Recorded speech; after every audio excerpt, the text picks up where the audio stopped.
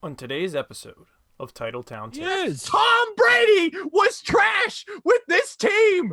Tom Brady, your quarterback, was bad. Well, hold on. Hear me out. He what? No, I am still going here. Okay? No. Hear me out. All right. Titletown Takes is back on the air. Episode number 49, fellas. Ian Beauchesne, Connor Powell, and Cameron Urbowicz back at it, fellas. Been a little bit. Let's rewind it. Short and sweet. How we doing? Busy. Who would have thought? Busy. Yeah. We're working, man. There's sports happening and stuff. So go Mac and the like. But, here we are to bring you back the entertainment. We got more interviews, more topics to talk about today. We do have some good interviews. And the Wick Man is wearing enemy colors. Well, not so much enemy this year. Not so much enemy this year, no. But still, historic enemy colors. With that in mind, we will let you folks know that today's interview, we will be traveling up. The PA train rolls along. We are heading to the Bell Center to chat with the public address announcer of the Montreal Canadiens, Michel Lacroix. Very nice of him to chat with us a little while back, so we're really looking forward to a pre-Caulfield draft. As well. The draft was that night. No, Caulfield was. Or no, excuse me. That was who they picked this year. So yeah, I don't remember. Was it Harris? I don't remember. I don't know why I thought Caulfield went this year. Maybe because he just went off and maybe everyone's talking about him. But we got Cole Caulfield thoughts coming up as well a little bit later on in the program. We had a great chat with our great friend of the program, Mike McMahon, joined us to preview the March Madness hockey style as the NCAA hockey bracket has been announced. We'll let that interview speak for itself. But anyways, fellas, we got a lot on the table here, but with March Madness just being mentioned, fellas, what a hell of a weekend. Yeah, how'd it go for you, Beachman? Yeah, last night not so much, but the first couple, I'm alive in a survivor pool. I'm one of 7 people left for an $820 pool. This is what I like to call a nice deflection job, because his lovely Kansas Jayhawks got shit the bed last night. Well, they scored. I don't know if they shit the bed. Ian, they got. You don't shit the bed and lose by 34. Yeah, that's what shit the bed is. What Texas did. They did. Hook up. Okay. All right, everybody, we'll do this. So I'm watching. It's the last game of the night. I'm like, you know what? I'll watch Texas roll an easy win. Abilene Christian. Who cares? Abilene Christian. Yeah. Just a reminder. I was born there. I was born there. I was born in near Abilene Christian. Yeah. That's true. Just a reminder for the folks at home, Cam, you did have Texas winning it all this year. I had them in my Final Four. Final Four. I have Villanova. Villanova's still alive, baby. Okay. But because of the Merrimack connection. But I'll sit back. I'll watch a nice, easy game. Texas is gonna kick the hell out of Abilene. No. It did not go like that. It's about 10 minutes to go, Connor, would you say? Yeah, about. And Texas is maybe up by 1 or down 3. It's a close game. It was a close game. The whole game. And I could not believe what I was watching. Texas was missing everything, and Abilene was missing everything. Abilene on the end of the night, when you close the book on the game, Abilene shot 29% from the field and won. And they won the game. It's about 10 minutes left, and I have to call Connor because I don't know if he's seeing what is going on. So I'm calling Connor, and I do my classic crying voice. It was also man. Well, and we laughed like legitimate. I was could crying. Not stop crying, laughing for about 7 or 8 minutes about how bad Texas was playing. What the line that got me, Cameron, was how can Texas be back if they were never there? Yeah. And Connor, what did I call Abilene Christian? The purple bastards. The purple bastards. These purple bastards are gonna ruin my bracket. And here's the deal: Texas hits a 3 to take the lead, and I text Connor. And he's like, "Got it." Yeah. And then Texas D's up, and they do such a good job. And then they do the one thing you don't do. They fouled. Abilene Christian. He knocks down both free throws, and they 55% free throw shooter. Hit both free throws. He stood at the free throw line for like 5 minutes. And Abilene Christian follows up this amazing upset by scoring even less points. scoring even less points in the next game. They scored 55. They followed up by scoring 46 points going out. I don't believe it. This is why, I was told that Shaka Smart is a terrible coach, whatever his name is a terrible coach. I didn't believe this guy, even though he's been following Texas for years. What are your thoughts now? Now he's, I mean, Texas hit the showers. Hit the showers, Texas. You can fire your coach, but at least they scored more points than Kansas did in their elimination game. Yeah, but hey, that's not so boys, bad. what I will say is Texas is not back, but there's only one way. If they're back, what's the fun of the bit? It's true. So Very good now the joy is the build-up. Right, the build-up of Texas is back. It doesn't matter what sport. As long as they're back in some way and fashion, I don't care if they have a hockey team that pops up out of nowhere and they win the national championship. Hook them. Texas is back. And but also, if they're there, they can't be back. So the bit can continue. I got to give a quick shout out to Haley, by the way. She had Abilene Christian beating Texas. Haley did her first bracket ever. That's how crazy this is. Haley was paying attention and watching these games. All right. Well, are you going to get her to do a hockey bracket? I might have to. You should. But she picked Abilene Christian. She also picked me and her both agreed. We both said North Texas would beat Purdue. We got that one right. But Haley did have VA, Virginia, going all the way, which no, they were out in the first round. Yes. Also, shout out to my mom who took Oral Roberts beating OSU. She didn't have him win in the second round, but she did have him beating the Golden Eagles. I know what a story that is. Second 15 seed to make it to the Sweet 16. The first one obviously was Dunk City, Florida Gulf Coast, a couple of years ago. So fellas, just it's always fun. It's always fun when a team that you don't expect. And it's not like, here's the thing. Some of these teams, it's like, they squeak by, Oral Roberts they didn't win either game by much, but they were in control, They have guys out there putting up 30 points. And everything. Yeah. They got two guys out there putting up about 30 points a game. Like, that's hard to compete with whoever your seed is, with whatever team you have. If you have two guys put up 30 points, that's a hard team to beat. So, they've hung in there. They've shown that they deserve to be here, and that's what makes this tournament fun. So, for the folks at home, we have an 8 seed. Villanova's still in. Come on, baby. We have 2 11 seeds, a 12 seed, and as we just mentioned, Oral Roberts, a 15 seed in the Sweet 16. Every seed except 16 has won a round this year. It's pretty cool. Yeah. Also, tough luck for VCU. Got to give a quick shout out to them. Couldn't even get the chance to play in this tournament. VCU, if you guys might remember, went to the Final Four back in 2011 when they played Butler. Shaka Smart. Hey man, some things that work in some places don't work in others. No. I'm not saying. I'm just saying it's tying everything together here. VCU's a team that VCU's usually a team that makes some noise and we weren't able to play, COVID violation. Yep. And then Iowa got the wrath of a fully rested Oregon team. They got about 60 points in the first half.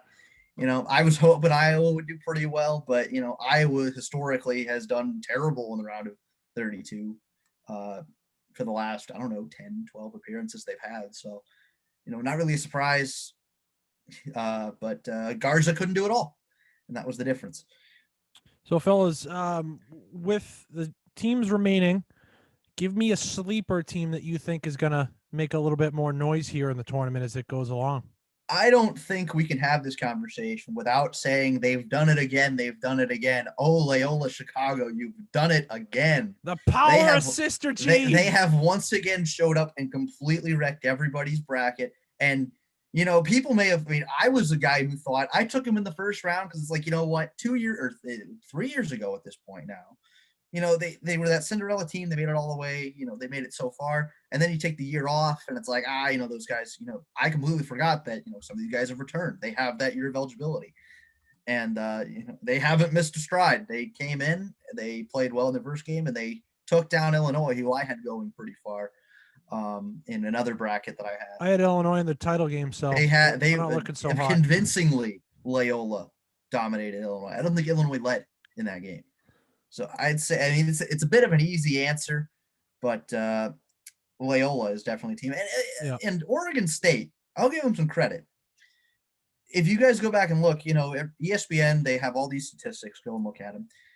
I think it was 43% took GT over Oregon State, because a lot of people like Georgetown, but they took them to task and they won it again. And they're going against Loyola. Like like Loyola and Oregon State. I think this could be a matchup to see who gets to the Final Four.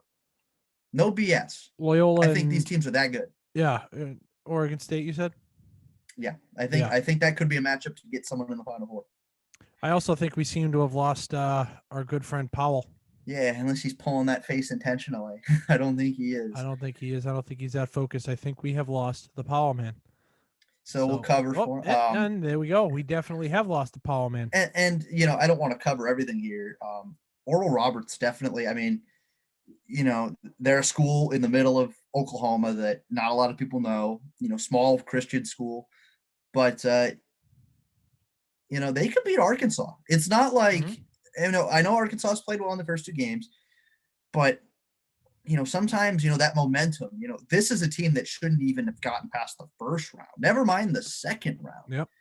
And, I've said it this whole week. I said the teams with nothing to lose sometimes have the most to gain. Oral Roberts is playing with no fear, and they are showing why they deserve to be here. And welcome back, Connor. But I think that Oral Roberts in Arkansas is going to be a really fun game. And I really hope, wouldn't it be something that in this crazy, crazy year that a 15 seed wins the national tournament? That would be crazy. That'd be so cool. So fellas, I want to get your input here for the and UCLA has played well. Maybe they could beat Bama. I say that might be a little bit of a sour subject for Connor since they beat Michigan State in the opening round. No, off year for Michigan State. We don't worry about that. Next year we're going to win the national championship. Sean tweeted March Madness. That was pretty funny. But no, I want to get your thoughts here for Saturday's action. I got to pick one team for my survivor one pool. Team to stay alive. Okay. I got to pick one team to stay alive here in the. All right, Ian. What are your open spots here? We got to pick for you. You got to put your faith in the hands of us. So the way it's worked so far, I've picked. Is he gone again? No, I ain't gone. Okay, you're really locked in. I'm looking at the bracket. Okay. So Friday afternoon in game one, I took Oklahoma State. Saturday afternoon, I took Kansas in their game against Eastern Washington, which, Ian, oh my Lord. Have you taken Alabama yet? I took Alabama last night. Okay. I took them last night. I was going to say you had to take them for Sean. And then on Sunday, I took Villanova. Okay. I was going to say you got to take Villanova here because Villanova's going to the title game. My bracket said so. Oklahoma State, obviously, and Kansas are both gone. The teams left that I can't take are Bama and Villanova. So Arkansas for Bush. Realistically, I was thinking either Arkansas or Loyola Chicago here, if I'm being completely honest. That's what I was thinking too. So I think flip a coin, you're good. Yeah, till I flip the coin, and then the team that it lands on ends up blowing it. All right, give me a number 1 through 5. 4. All right, you have to pick Cuse Nation. The Orange Baby. Cuse Nation. Oh, yep. God. Come on, Ian. If there's one team that's always a lower seed but always balls out in this tournament, it's Syracuse. That also It happens every year. They're finally back in the tournament, man.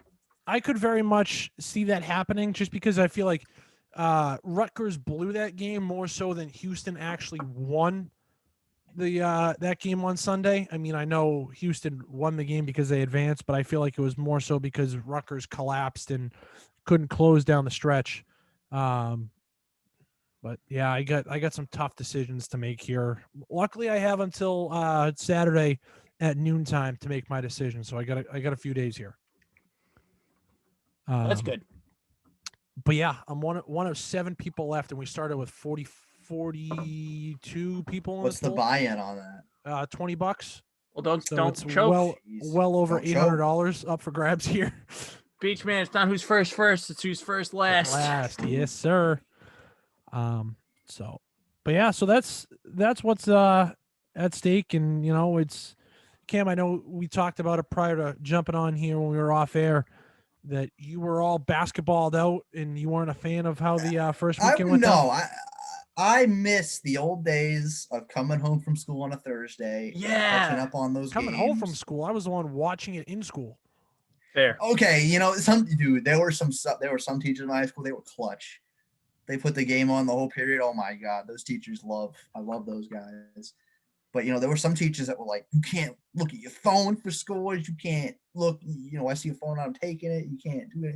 So I remember rushing home and turning on the games and like seeing some of the 12 o'clock games that were coming to a finish. And that was fun. I always, and I'm not I wasn't a big fan of games on Monday. It was just a little weird. Wasn't a fan of that. If we're being completely honest here, what's the difference between taking the first round and just pushing it back a day? You're still getting games on 2 weekdays, I'm fine. Okay, let me amend this. I'm fine with it this year, kind of. But if they go next year, where everything's back to normal, people are at work on Monday and you have games, there's your problem. There's the problem. Yeah. Because at least with Thursday, Friday, you go into the weekend a bit. Some people take those days off. That's very. You can't really take that Monday off, really, because you're like, what are you off for? So yeah, I'm a fan of tradition. What can I say? Okay, fair enough. That's the only explanation that you got to give, Cam. You're a fan of the way that it's been the last 40 somewhat years now at this point. Yeah. Mm-hmm. So like they say, if it ain't broke, don't fix it. Don't fix it. Mm-hmm.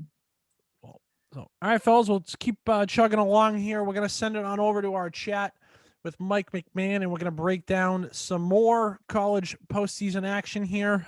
As I mentioned at the start of the program, we had him on to discuss the 16-team field for 4 tickets. That's it, fellas.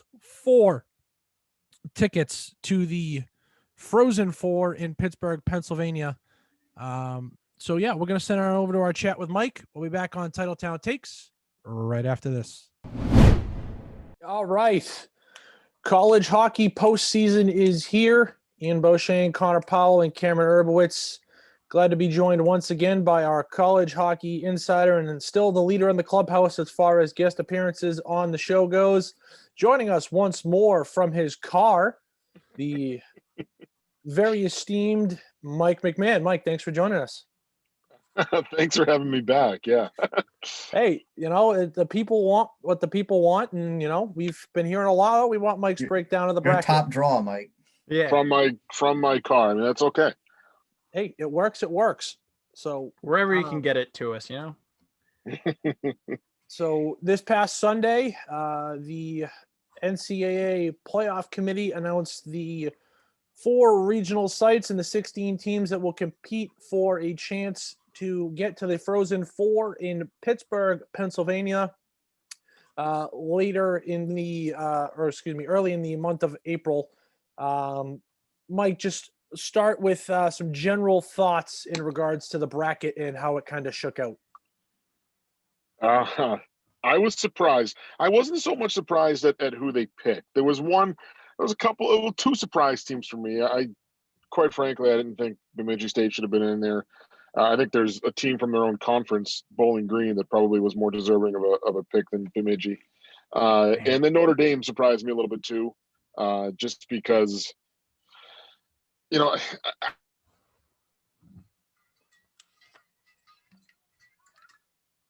probably Providence is the big one, and they're real close. Like Providence and Notre Dame are not that far apart.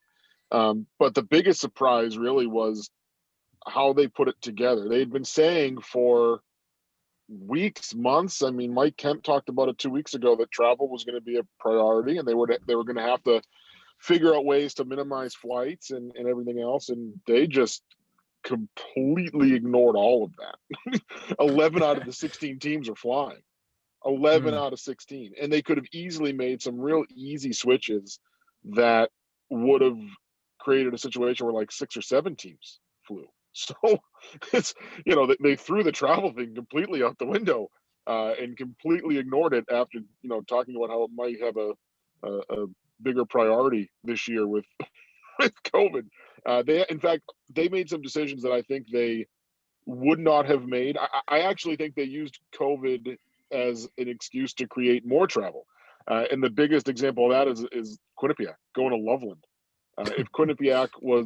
If Bridgeport was selling tickets and they needed to worry about filling up that building, Quinnipiac would have been in Bridgeport. I don't think there's any doubt in my mind. Quinnipiac would have been in Bridgeport if they had to worry about selling tickets for the building. But the building's empty, so they're flying them to Loveland when there's a regional, 20 minutes away. I was really surprised by that. Mike, did BU surprise you at all? I saw them BU make surprised it, the hell out of me. and I mean, we've all talked about this before, on air, off air, that we just don't think they're necessarily as good as maybe their record shows. But I mean, the fact that they made it really just blew my mind. I would agree that they're not. I don't think they're very good. Yeah. The thing is that their record I thought was good enough. Okay. And the other thing, I mean, we're also talking about committees and people who are making these decisions who are going, I think, to look at history, and they're going to see Boston University. They're 10-4-1. They deserve to be in because it's Boston University. I think that there's an element of that with BU's pick. I was pretty confident that they were going to end up in the tournament for the sole reason of their record.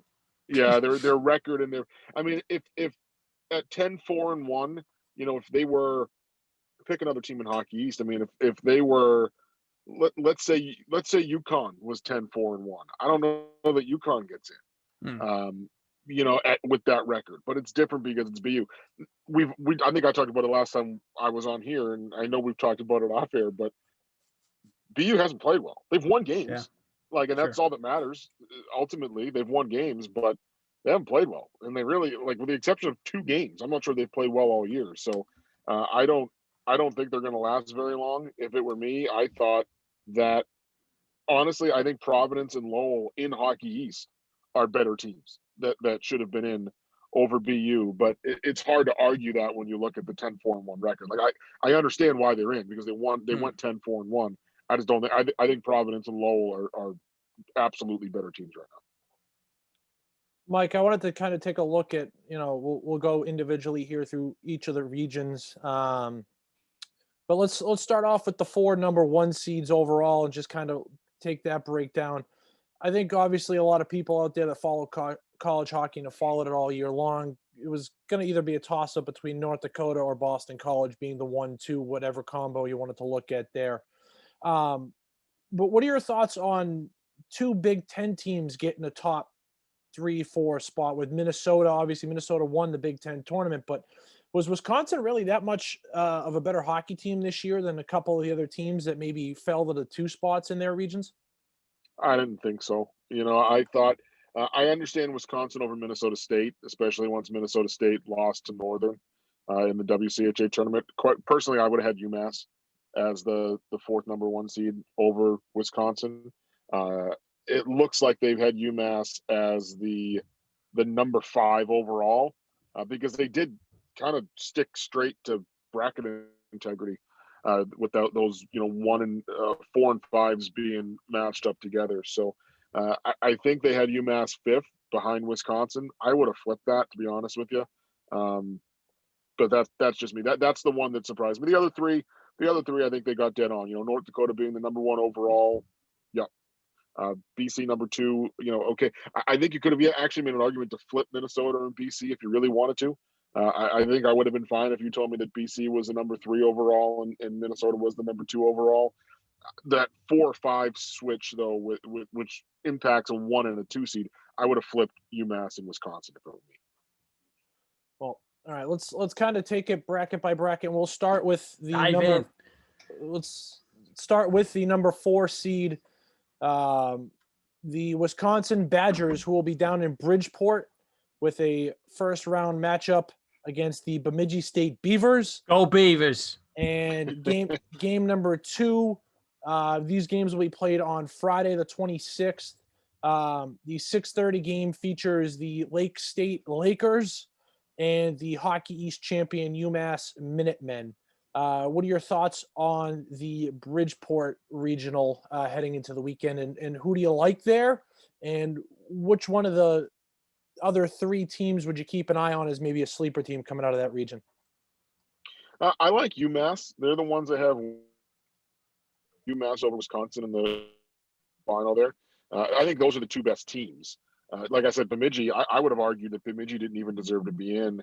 Lake State's good. I mean, Lake State's flown under the radar, and they're a good team. But Wisconsin and Massachusetts are the 2 best teams in that region for sure.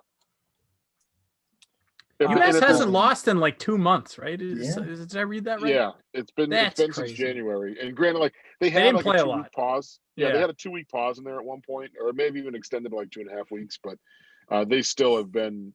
They've been on fire. Like they've come together since the early part of January. And the biggest thing is they've been a different team since Lindbergh's been back in goal. You know, they got him back from injury right around the middle of January, and hasn't lost. They haven't lost. Like since he's been back, they haven't lost. So that says a lot. I'm all in. I'm Church of Caulfield. He's the Lord and Savior, and I think he will carry Wisconsin. Do we think he's gonna win the Hobie? I don't think there's any doubt about that. I think he's far and away the best. Mike seems to disagree. No, really? I don't disagree. I thought you had a smirk on your face because you were about to disagree with what Cameron's about to present. I had a smirk on my face because I'm a Hobie voter, so I'm going to be on a conference call next week about that. Man! I promise you, there will be people on that call that try to convince everybody else on the call that he should not win the Hobie because it happens every year. It happens every year, and it's amazing to me some of the arguments get made. Caulfield. Nobody should vote for anyone other than Caulfield. Like this should be a runaway. It's plain and simple. This should be a runaway.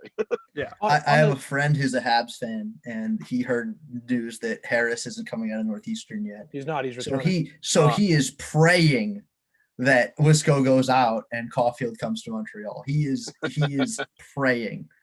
I don't know if it's going to happen like that, but he wants it really bad.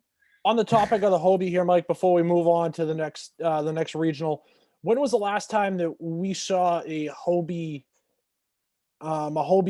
voting or process that should be this unanimous? Probably Johnny Gaudreau. Probably Johnny Gaudreau. That's the last one I can think of where you kind of went into it and everybody knew. I think there's been times where we've gone into ceremonies and I thought it was pretty obvious. Like, actually, Jack Eichel. I'd say Jack. That's Eichel something that came to my mind. Yeah. Yeah, he was after Gaudreau. And in the following year, I thought Kyle Connor should have been a lot. And this is what I mean. This is what I mean about this process. Yeah. Kyle Connor should have won the Hobie the year after Jack Eichel. He didn't because I think there were a lot of people that felt like they needed to give Jimmy Vesey the consolation prize for finishing behind Eichel the year before, right? Which was and he goes to have it. It was an argument that was actually made that he missed out on it last year because of Eichel, and it's like, he should miss on it. No offense to Jimmy Vesey, he's a good player, but Kyle Connor had 75 points as a freshman. Exactly what Jack Eichel had. Yeah, it's a lot. Kyle Connor should have won the Hobie. In fact, I had an entire story written for CHN about Connor winning the Hobie. I was about to hit publish. They announced Jimmy Vesey, and I almost broke my laptop. I was like, awesome. I almost chucked it across the theater. All right, well, let's move on to the Loveland, Colorado Regional. That's where we find the 3 seed in the Big Ten champion Minnesota Golden Gophers. They'll take on Nebraska Omaha Saturday night at 9:00 Eastern. The early game out there at 5:00 Eastern features the aforementioned Minnesota State Mavericks and the Quinnipiac Bobcats. Mike, to me, I just think that Minnesota is going to run through, and maybe Minnesota State gives them a little bit of a test if they get through to the regional final. But I just think Minnesota is that far ahead of any other team in this regional. Am I wrong to think that way? Nope, I have it the exact same way. I think Minnesota is leaps and bounds ahead of Omaha. And I think Minnesota State, they're good. I think they're really good. I think they were exposed a little bit down the stretch. They still have really good goaltending, though. They still have Which can probably steal you a couple games. Yeah, that's what I mean. Like, so that's where it could get a little. That's where it could get a little hairy there in that regional final, because I think it will be Minnesota and Minnesota State in that regional final, and that's where Dryden McKay has stolen games before. He can do it again. That being said, I think Minnesota is the more complete team, so they're the team I have coming out of there. A Death Star. Just real quick about Quinnipiac and Minnesota State. I was doing some quick research, and it says Quinnipiac is third in goals against, but Minnesota State's first. So it's really going to come down. It's really going to come down to who can get the goaltending. And even if you go to power play percentage, Minnesota State's third and Quinnipiac's fifth. So it may come down to special teams. It's probably going to come down to special teams and goaltending. It'd be 2011 Bruins Lightning Game 7. Yeah, maybe. 1-0. Yeah, Maybe. yeah. And I just don't know. I mean, I think Minnesota State's just a little more battle tested too. Just because the WCHA, it's not the NCHC or the Big Ten, but yeah, Minnesota State had to play Bowling Green. They had to play Lake State. Who did Quinnipiac play this year? They played Colgate and St. Lawrence a bunch of times. They played a bunch of Atlantic schools in non-conference games, and they played Bowling Green, but they lost twice. So it's like, they lost a WCHA team twice. So I just think Minnesota State's been a little more battle tested this year. Quinnipiac has essentially played a slightly stronger than Atlantic hockey schedule, really. All right. Well, the other Saturday pair of games, the early games in the day, the 1:00 game features the number 2 overall seed Boston College in the Holy War on ice against Notre Dame. And then the 6:30 game features a dogfight between the St. Cloud State Huskies and the Boston University Terriers. Again, the same thing. We could say the same thing as the Loveland regional. Excuse me. That I really don't see Boston College being tested all that much, except for maybe BU in the regional final, because BU's played them a handful of times during the season. BU, Ian, did you listen to the conversation? No, that's what I'm saying. Like, BU played them close once at Boston College and was a 4-3 win in overtime for Boston College, correct? And the rest of the time, yeah. So that's what I'm saying. Think like, BC over St. Cloud though? No, I'll take St. Cloud over BU. That's what I'm saying. That's where I'm standing. If BU is lucky enough to get by St. Cloud, I think they're going to be the only ones that could potentially give BC some sort of a game in the final. I mean, I guess, but how much does that really come down to? They're going to play them hard because they're who they are. Right. It's not going to come down to talent. It's going to be they're going to make them work for it. All I'm saying is we could potentially be getting the Battle of CONMAV for a chance to go to the Frozen Four. And Brian Smith is dreaming of that. Yeah, absolutely. Yeah, I've got BC and St. Cloud in the final, and BC beating St. Cloud. My guy, me too. I mean, I hate to keep crapping on BU here, but I don't think they stand a chance against North Dakota against St. Cloud. Laney's going to give us a ton of crap if BU pulls. All right, we can crap on BU. I really don't think they stand a chance. Just you look at the way they've played this year. You look at their numbers this year. It's like they've gotten steamrolled possession wise in most of their games, with the exception of like 2, by a lot. I mean, just Lowell destroyed them 2 games in a row. And I did the math. I've got it somewhere. I think the shot attempts in the 2 Lowell games, it was 76 to like 36. 36 like that. was one of them. Yeah, I think the last 2 combined was like 173 to 70 or something like that. They out attempted them by 50 shots a game. like it's bonkers numbers. And the thing is you look at a lot of their games this year, like a lot of their games have been like that. But you look at the first couple of games against Providence when they first came back from break. Providence had a game. Let me pull it up instead of just trying to guess, because I got my computer open right here. Providence had a game. I don't know if it was the first game or the second game, where the shot attempts were like 90 to something. It was ridiculous. Right here, Providence out attempted, and this is from January 8th. Shot attempts in the game were 91 to 36. Wow. Oh my It's lord. not even close. It's Holy like Moses. varsity against JV. Yeah. That's almost 3 to Like, 1. not even close. Holy Not even cow. close. No, I've never seen anything. I mean, they almost had 100 shot attempts in that game. that's a lot. And granted, that was BU's first game of the year. But But still, even still, like Hockey they're East is supposed- Hockey East. yeah, you're a Division I hockey team. You're not supposed to give up on. So I really don't think they stand a chance against St. Cloud. And St. Cloud's numbers haven't been great. Their goaltending is, I think, like a little suspect. David Hrenak has got games where he looks really, really good, and then he's got games where he looks like not very good at all. And St. Cloud's possession numbers are like right around 50%. So it's not like they're playing North Dakota here, but I just think St. Cloud is just like against some of the teams they played in Hockey East this year. St. Cloud should be much better.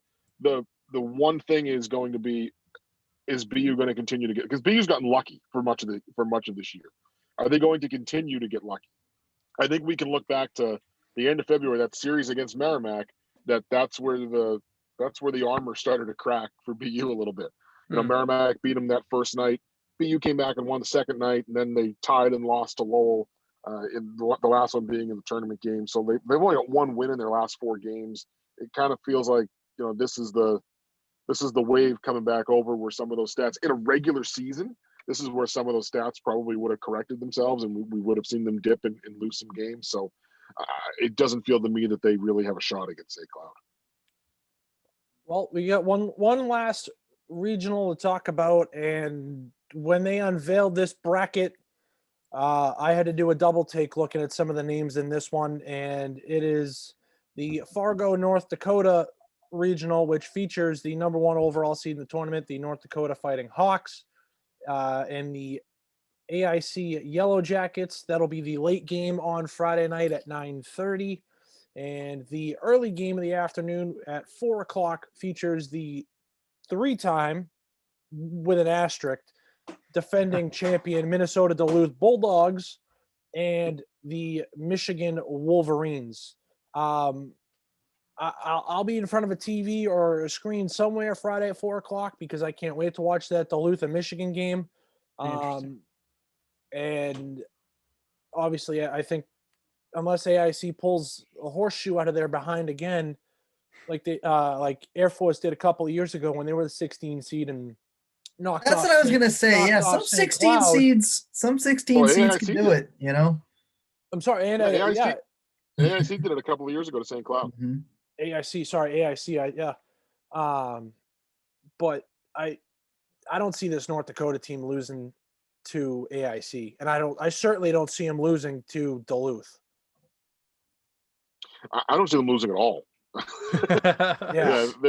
They're my pick. They're my pick to end up as the national champions. I do think AIC will give them the game, just because I think this is a good. I think the AIC teams the last 3 years have been good. I think if you were to take that team out of Atlantic hockey and drop them in Hockey East, or they're not going to be near the top of Hockey East, but you're talking about a team that's probably in 5th place in Hockey East. You know, I think they're going to finish ahead of quite a few teams in the league. I don't think it's like, you know, you drop AIC in Hockey East and they're automatically in last place just because they're coming from Atlantic hockey. I don't think that's the case at all. So I think that they can hold it close, and we've also seen, you know, some of the lower tier teams in the NCHC even hold it close with North Dakota coming down the stretch. And Denver brought them to overtime, and Denver had a down year. And that was in the NCHC tournament. They've had some other close games kind of down the stretch. They lost to Omaha, who's in the tournament, but you know, I'm not sure Omaha's that good. Like, I don't think Omaha's remarkably better than AIC. And Omaha beat North Dakota at the end of the regular season and played them tough in a game right before that. In fact, Omaha beat them twice this year. So I think that AIC can keep it close. But yeah, I do think that North Dakota ends up winning that game and coming out of the bracket. I've got Minnesota beating Michigan in that regional final. I don't like the way Duluth has played down the stretch. And Michigan, while young, I think has got enough firepower that they're going to be able to take advantage of that. Right. I got Duluth coming out of it. I'm taking it. I got Duluth coming out. You got Duluth? Upset North Dakota. Yeah. Mike, what is your Frozen Four? Just so we can kind of close it up here.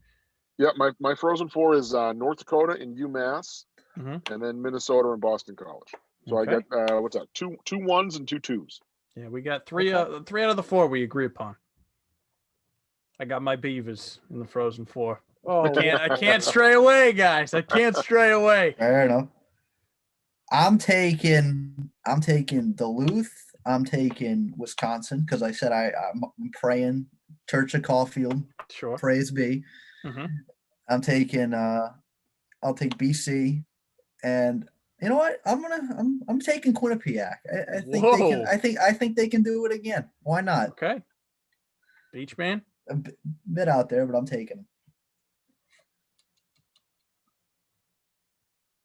And his mic's dead. Oh, and there he goes again. Can't hear him. Yeah, we can't hear you. You were messing with We your got you mic. now. We got you. now. All right. All right, there you go.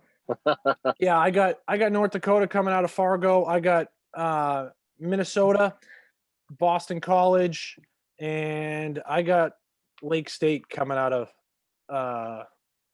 Bridgeport. Sleeper team. That's my sleeper team of the tournament, Lake State. If there's a sleeper, I like Lake State as the pick as the sleeper, just because I think nobody's paid attention to them really all year. Suck it. And they're always solid. Yeah, I mean, and look at what they've done since like the middle of February. That you look at their schedule, and it's they also have some beautiful uniforms. They do. They got some nice really unis. do. I love the anchor on the front of their jerseys. They've been getting some incredible goaltending too. Well, Merrimack saw him. The Merrick's mittens. They saw him the last 2 years. I think he started at Merrimack, and I know he played with Merrimack. Played out there last year, but he's having a career year. He's like .935 save percentage, and it's basically been 2 goals or less for most of the second half of the year. Mike, before we really let you go here, I was really curious as to how do you think the pairwise not having that this year really affected the tournament? I mean, I would assume they kind of did the best they could in getting the right teams in there, but do you think that, if there was a pairwise, we would have got some different matchups? Yeah, I do. I think if there was a pairwise, we would have had some different matchups. I think we would have had just some different teams. Yeah. It's hard for me to think that a team like Bowling Green would have been out in a traditional year with a traditional pairwise. They won 20 games, and you take and I understand that Bemidji had a better record against Bowling Green, which is essentially why they took them, but Bemidji went 15-9-3, Bowling Green had 20 wins, like 20-10-1. I think it was 20-10-1. Something like that. So it's like that, with a traditional pairwise, that's going to balance itself out. If you look at the RPI, which is a criteria they could have used to compare teams within their own leagues, you couldn't have used it to compare teams from different conferences, but you could have used the RPI to compare teams within their own league. Bowling Green was ahead of Bemidji in the RPI, which makes me think that Bowling Green would have been ahead of Bemidji in the pairwise had we had a traditional pairwise system. So, but it's very possible too that both of those teams could have been out. And if we had a regular pairwise, it wouldn't have been either one. It could have been Providence or something like that. I think we would have had some different. That probably wouldn't have affected like the 1 through 12. I think those guys or 1 through. Shouldn't say that because there's some 3s that I think are a little questionable. Probably like 1 through 10. It didn't affect.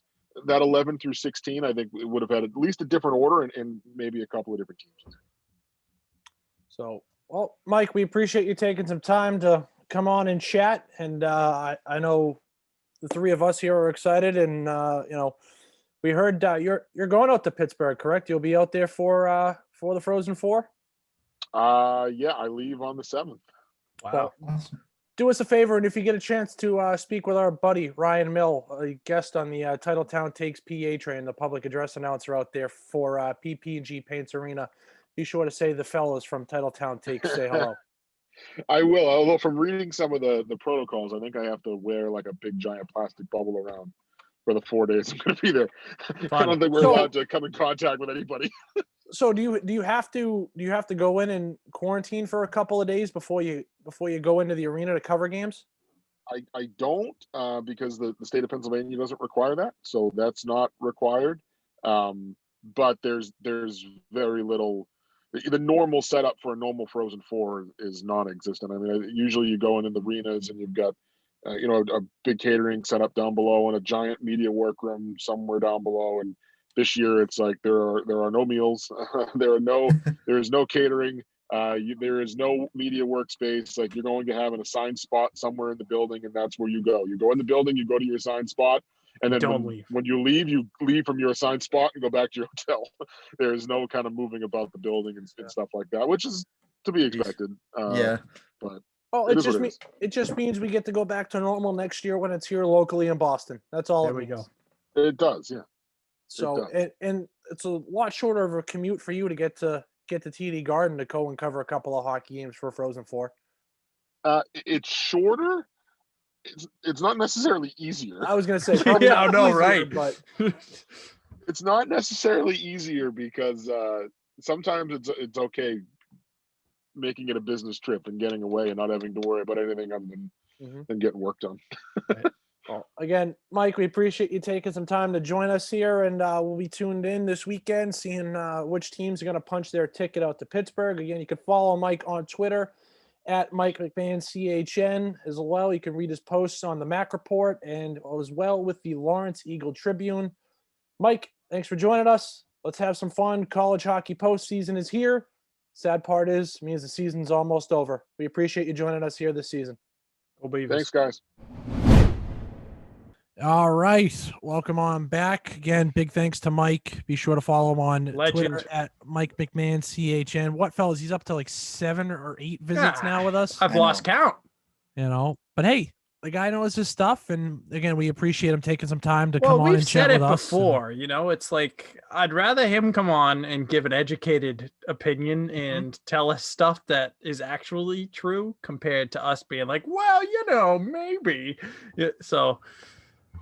I did like how he agreed with me though about Lake State possibly being a sleeper team out of that Bridgeport. Just because Mike McMahon agrees with you, Ian, makes me don't look get on smarter. your high horse. Just wait for my Beavers to make it to the Frozen Four. I don't know what you guys are talking about. The Church of Cole Caulfield. God bless it. God bless his stick. I love how we all have a God bless his stick. We all have a different stake in this one, in that regional. So it'll be interesting. It's going to be like that flow chart. Yeah. That Lionel Messi flow chart that's on the internet. Get the puck to Caulfield. Did he face off? Win the face off. Get the puck to Caulfield. Did he score? No. Yes. No. Get the puck to Caulfield. Did he score? Yes. No. Yes. Face off. But yeah, also be sure to stay tuned to our Twitter at Titletown _takes. When we drop our brackets, the three of us will be dropping our asses. official brackets, so you guys have photographic evidence. Even you, Pete, I'm coming for you. Your bracket sucks. I don't even know what it is, but I know it sucks. So, but yeah, be sure to stay tuned with action starting on Friday. We'll drop them at some point Thursday evening or Friday morning before the start of game number 1 for the tournament. But all right, fellas, football free agency has officially started. And we got some takes to get to, fellas. Oh, don't we? Don't we? Who wants the floor first here? Well, what I will say is I'm loving what Bill Belichick's doing here, boys. Okay? He finally was like, you know what? Probably had like a roster that should have won 2 games, 3 games maybe, but I'm awesome and I won 9. 7. Or 7, whatever it was. I am never doing that again. And I have all the money ever in the world. I am going to sign every free agent that I possibly can that is worth a damn. And people then ask, what about the quarterback? Who cares? Yeah, what about the quarterback position? If you don't have a quarterback. We got our quarterback. His name is none other than Super Cam. Okay? People do not understand. Oh, Connor, can you throw up Ian doing the Super Cam? Oh, I'll put the whole video in because this guy over here, Ian Beauchesne, is talking how my quarterback plays in Tampa Bay, and I will not let it go on any further.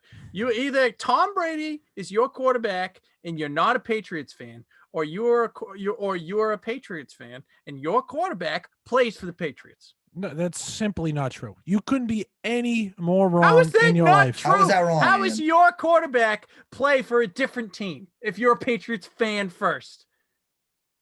The Patriot fan in me will always support the team and the organization. It doesn't mean I Right. have to support decisions made. But if you texted today, I'm a Patriot fan first, and then I'm a Tom Brady fan. Mm-hmm. If you are a Patriots fan first, then the quarterback for the New England Patriots would ergo be Number one on that your list. quarterback. Not Cam Newton. Ian, for a guy who's like you, who says, "Oh, I love the Patriots," I've never met a man who wants his team to fail so much I don't want the team than to right fail. now. So much. don't You want him want- to fail No, so I don't. bad. Cam Newton's under center. He was given the worst offense in NFL history. I got some stats here, boys, okay? The leading receiver for the New England Patriots last year was Jacoby Myers with 729 yards. Not bad, right? Receiver. Julian Edelman was in fourth place with 315 goddamn yards, and he played 6 games. No quarterback in the damn history of the world could have had success with that offense, Ian. Do you understand the problem here? Everyone's like, oh, Cam Newton's trash. Cam Newton's He trash. is. Tom Brady was trash with this team. Tom Okay. Brady, He was. like your quarterback, Okay. was bad on Well, the hold on. Patriots. Hear me out. Hear me out. He Hear me left. He what? No, I am still going here. Okay? No. Hear me out. Cam Newton with this trash ass team threw for 2,600 yards. That is good. That is Yeah, not imagine what he could have done if he was and- actually good at the quarterback And Connor, position. wait a minute. All right, here we go. All right, I got one for you too, Connor, and I dropped this in the chat.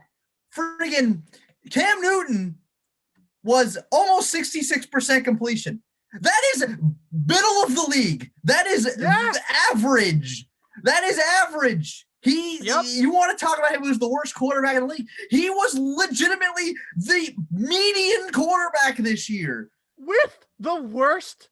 With the worst receiving core I have ever seen. Like, even like you go back and look at Brady's Okay. Lions Okay. were Like, better than this. Like, you go back and look at Brady's worst. Like 2006, you still had Troy Brown and David Givens and Daniel Graham and Rashae Caldwell when he wasn't dropping everything. And in 2013, Tom Brady lined out in the AFC title game. He threw it to Mike Mulligan and Matthew Slater, and he still got in the AFC title game. But that offense was awful because Gronk was dead and Jules was dead and Amendola was dead.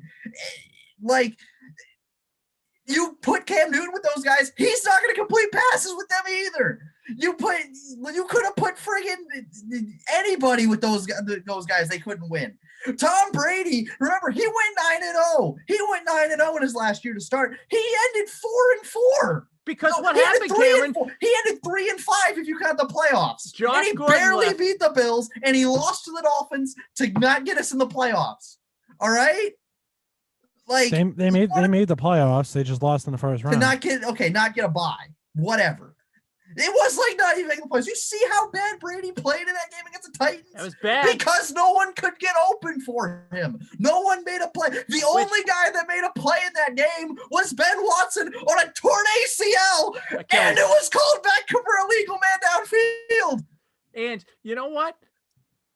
Nothing against Tom Unbelievable. Brady. This is a pro Tom Brady house, and he saw that, and he really wanted to stay in New England, but Bill ushered him out.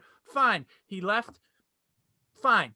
Tom Brady, go do what you got to do. But let's call a spade here. Tom Brady was not good with this team, and he saw that and said, "Okay, I only got a couple years left, and Bill's not going to spend any money for me, so I'm going to leave." Totally acceptable. Fine, Tom. Go do what you got to do. Win your Super Bowls. Fine. And he did that. Here's my thing. I was born in Boston, Massachusetts. Okay? I was born and raised. I still live here. just because the Patriots were bad one year does not mean I'm going to jump ship and become a Tampa Bay Buccaneers fan. I am not a fair weather fan, okay? I will root for my teams through and through. Cameron, you are the same way. I'm starting to question about the fandom and the fanship of others on this podcast and other friends in our friend group, because all of a sudden the pretty white goat is not the quarterback in New England, and they go 7-9, and then all of a sudden the Patriots stink, and we're rooting for Tampa Bay. What kind of world are we living in? Fair weather fans everywhere. All of a sudden, we didn't make the AFC Championship game for the first time in freaking 15 years, and now we're jumping ship. I don't understand it. I just don't get it. Well, there has been no. Act like freaking John Kidna is the quarterback of the Patriots. Cam Newton is pretty good. Fantastic. He's not Tom Brady. I'll never say he's Tom Brady. But people are like, I can't. Ian, you said it. We signed Johnny Smith and Hunter Henry, and you're like, I can't wait for Cam Newton to throw the ball at his feet. It's like, well, that's not going to happen, because Cam Newton, I am here, and I am on the big Chungus train yet again. Cam Newton will lead the New England Patriots to the playoffs, and we will win a playoff game this year. Book it. All right, Ian, Okay. your defense. So my gripe with the whole thing doesn't stem just because Tom Brady left. My gripe comes into play because of how Belichick had chosen to handle the quarterback situation. Okay, it goes back to what did you say, Cam? The only reason why Brady's not here is because No. Belichick dumped AB out on his ass. That's not true. I Antonio Brown had a strong reason. It's part of the issue, sure, but that's not the sole reason. Okay, Belichick is. For how long have we sat here and went, okay, Belichick made a smart move. He got rid of a guy before he jumped off he fell off the cliff. He wasn't good. You're saying AB fell off a cliff? No. I'm saying throughout Belichick's tenure here in New England, right? Yeah, he has always been one step ahead. He's gotten rid of guys before they fell off the cliff, before they were no longer relevant in the NFL world, right? Sure. Yep. This just happens to be the one time where he got rid of a guy in Tom Brady, who then went out and clearly showed that he had more to prove and more football that he could play and win at a competitive level. That's fine. It's how they handled it and chose to sit around for 5.5 months after Tom Brady left with question marks at the quarterback, 3.5 months, 4 months, whatever, because Brady left in March and they signed their quarterback, Cam Newton, at the end of June? Because I believe we were together, Connor. Yeah. So the fact that they sat around and waited for Cam because he was the cheapest option available. You were so excited that we signed Cam Newton. I was like, okay, cool. We have a quarterback. Yep. Did I know what we were getting? No. Was I excited to see a different face behind? Sure.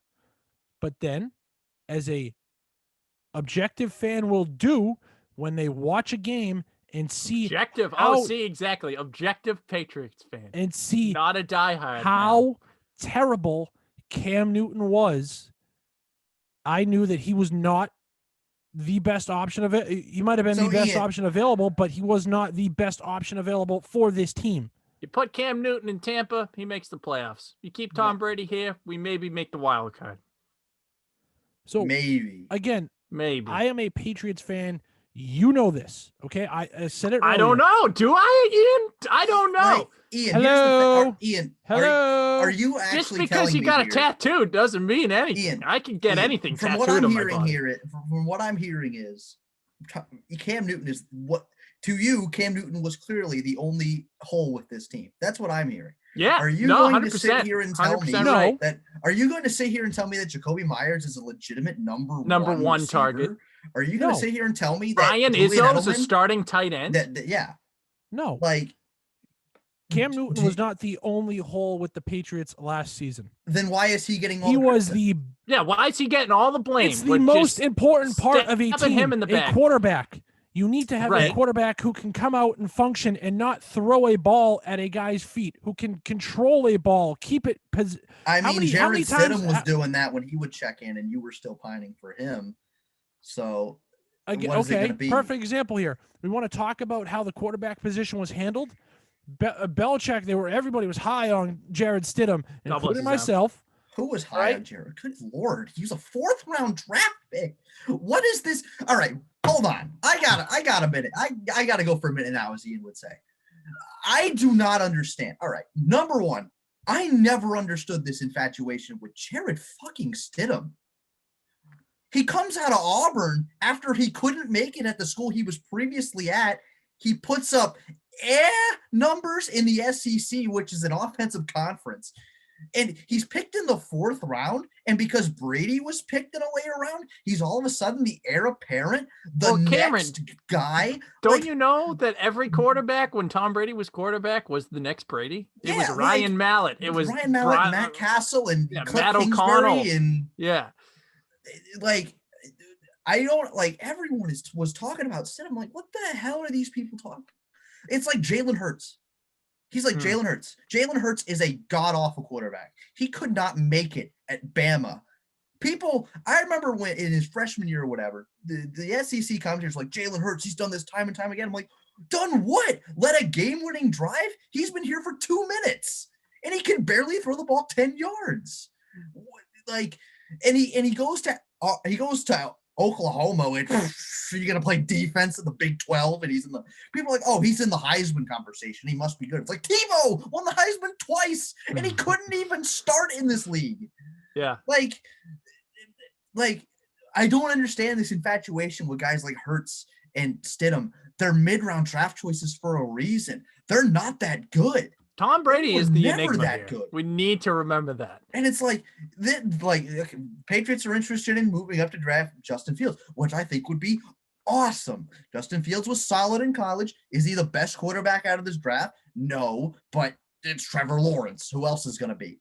Right. And Cam Newton, there was that video of him endorsing him in high school. That'd be a great mentor. Newton plays for a year, maybe 2, maybe 1.5. Fields gets reps.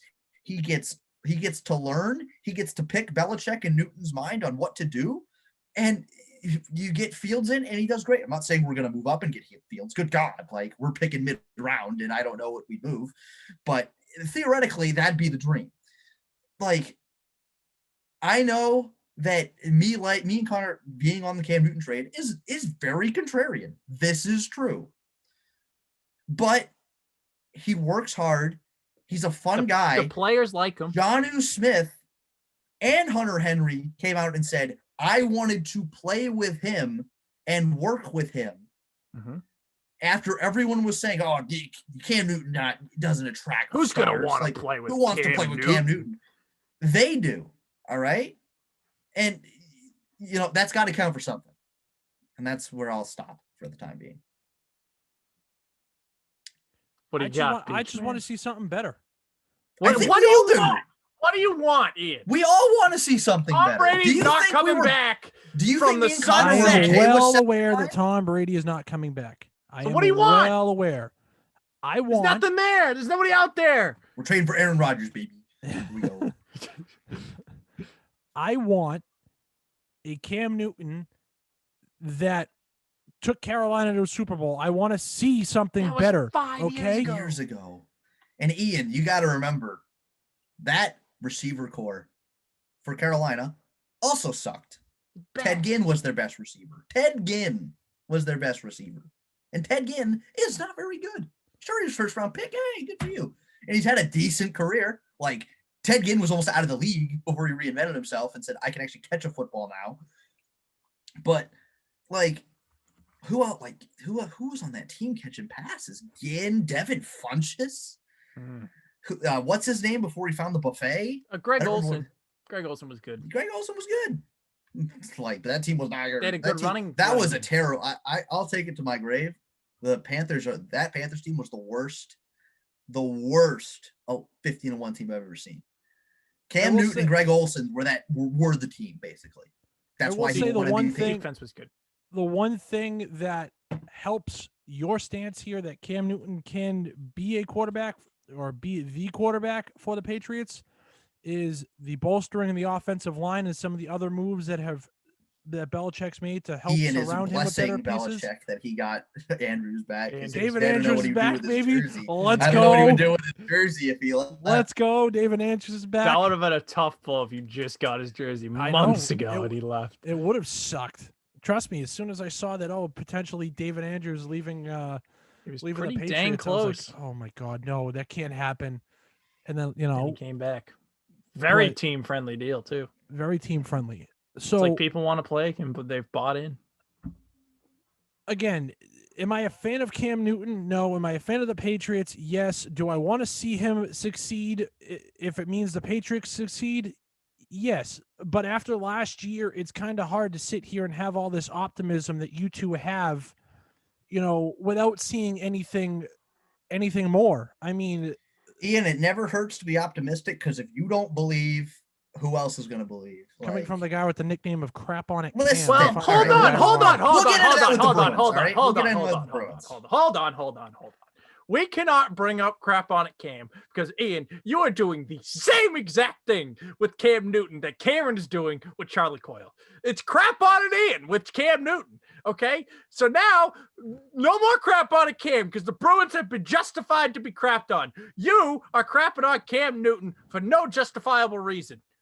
Crap on It Ian is your new nickname from here on out. And here's the thing. I brought this up in the chat, and, if people listen, I want you guys to give your opinion on this. Maybe we can clip it by yourself. The difference between me crapping on the Pats and crapping on the Bruins is the Pats have actually tried to address their issues, figure them out, say, hey, this is a problem. Let's fix it with Hunter Henry, Jonnu Smith.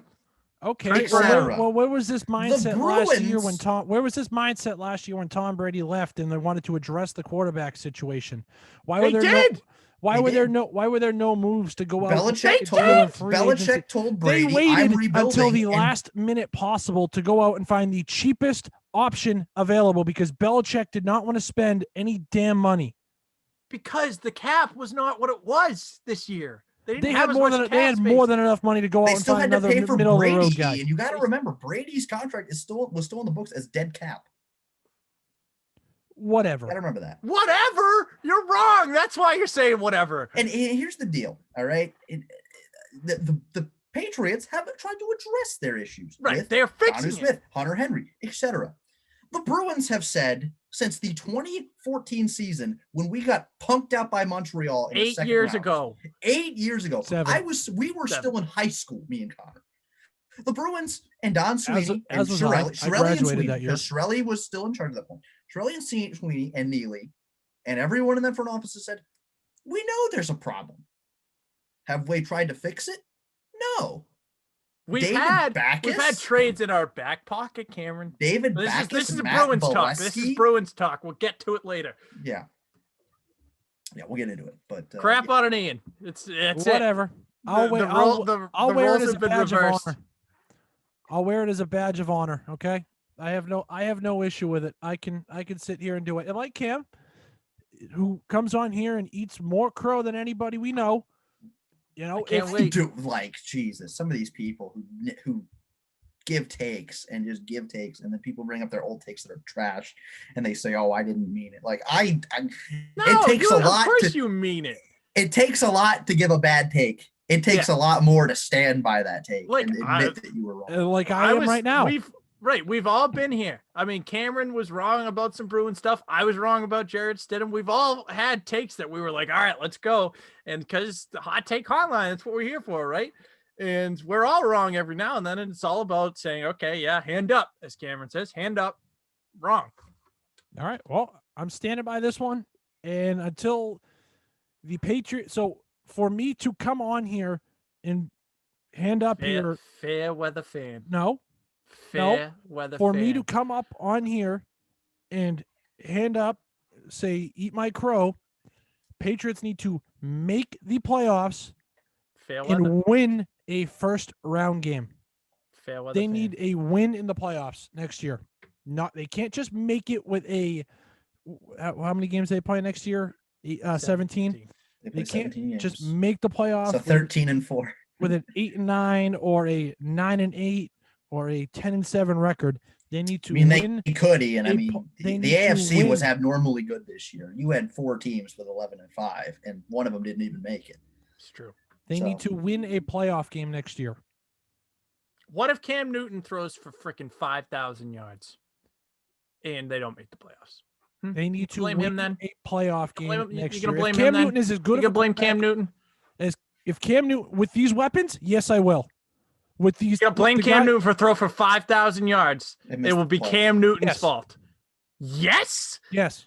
You're what out are of you your on? mind. You're out of your How is that his fault at that point? Because if he's our quarterback, like you claim that he is, he's not ours. He's me and Cameron's. He's not yours. Clearly. Yeah, he's not yours. I got a Cam Newton jersey coming in the mail. There you go. That'll be next show, baby. You know, Okay. Ian, I don't know if I'll ever let you root for Cam Newton after all this. Oh yeah, Ian. If you can't root for somebody at their lowest, you cannot root for them at their highest. Whatever. If that's how you want to play this, then that's play how it we're that way. playing it. That's how we're playing it. But I can't wait to come on here and just see how it shapes. Hey, football season. We'll see what happens. Football season next week or next season is going to be. We should lock it in. We should live stream every single Patriots game just for the viewing experience. It'll be fun. It'll be fun. All right, fellas, let's move along. We spent a lot longer on the Patriots topics, much deserved, with everything that's gone on over the course of the last week or so. We got another interview coming up for you. The PA train rolls along into Montreal. It's time to chat with the voice of the Bell Center in the Montreal Canadiens, Michel Lacroix. We'll be back on Titletown Takes right after this.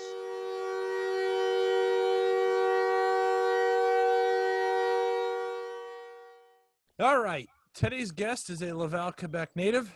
His voice has been heard on close to 95% of all goal announcements during home games dating back to 1993.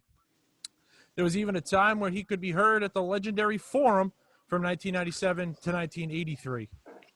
A sports management major with a master's in communications, he can also be heard on RDS providing golf coverage and is a part of corporate events as well. It is our pleasure to welcome to the Titletown Takes podcast, La Voix du Canadien de Montréal au Centre Bell, Michel Lacroix. Guys, nice to see you. Nice to hear from you. How's everything? Very good. Thank you. We Can't appreciate complain. you joining us. All right. My pleasure. Now, I have to ask, because last week we were talking amongst ourselves. Connor thought that my French wasn't going to be all that good. How did I do on a scale of 1 to 10? Almost as good as René Rancourt, I'll tell you that. Is that good enough for you? Yeah, I think we'll take that one. Eh? Yeah. Yeah, absolutely.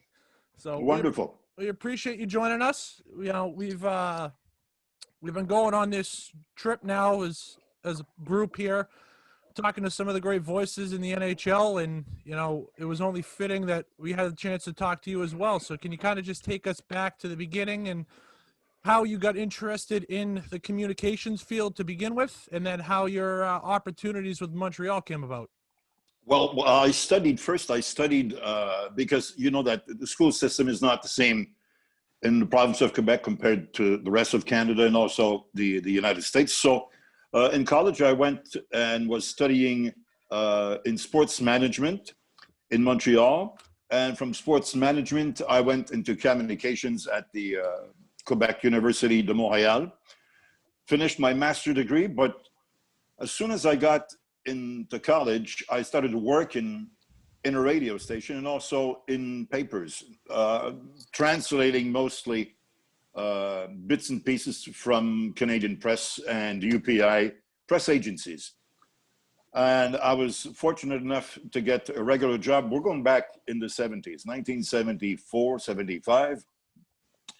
And at that time, I was also announcing with the Quebec Junior Major Hockey League, where in Laval, we had guys like Mike Bossy, Bob Sauvé, former goaltender for the Buffalo Sabres, and a few other guys. Then moved in Montreal with the CKC Telemedia radio network. Started in 75 as a reporter following the Montreal Canadiens in the National Hockey League. And simultaneously, I was also doing some corporate events or special amateur events.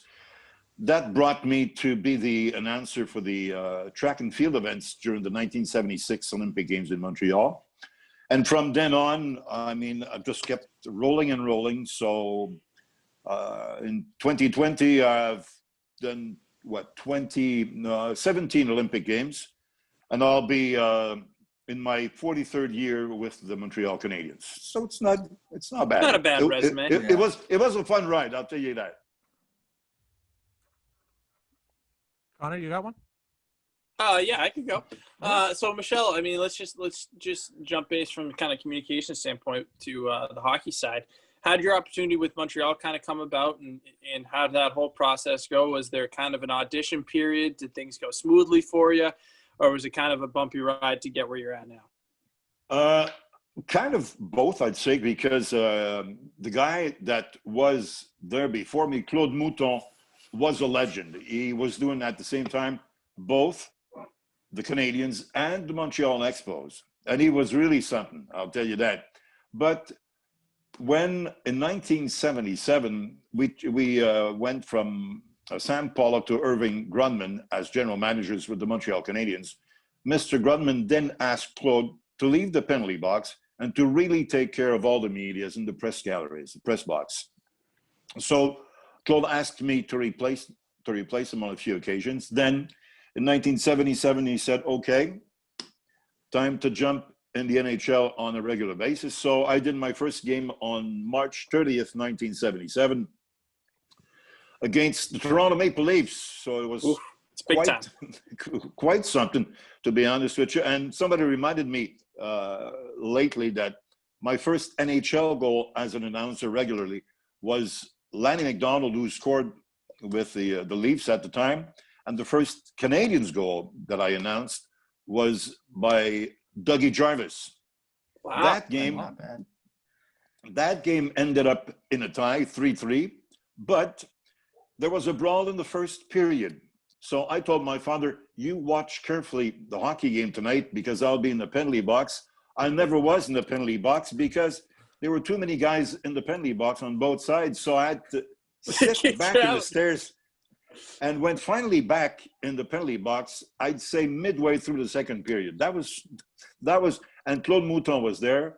Claude called me from the press box and said, well, welcome in the NHL. That was my first NHL game back in 1977. It was fun. And from then on, I replaced Claude from 1977 to about 1982, 83. Then went on the road as a reporter with the team for CKC Radio. So I couldn't do both.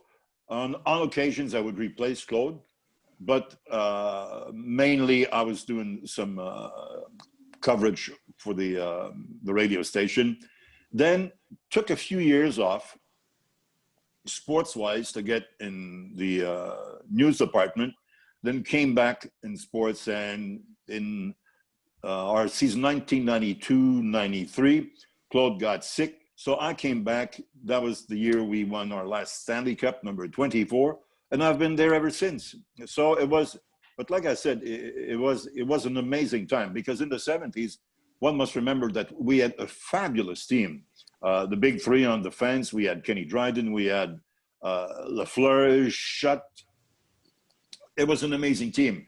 And one of the games I do recall is the game against you guys in 1979, Boston Bruins, 7-game at the Montreal Forum.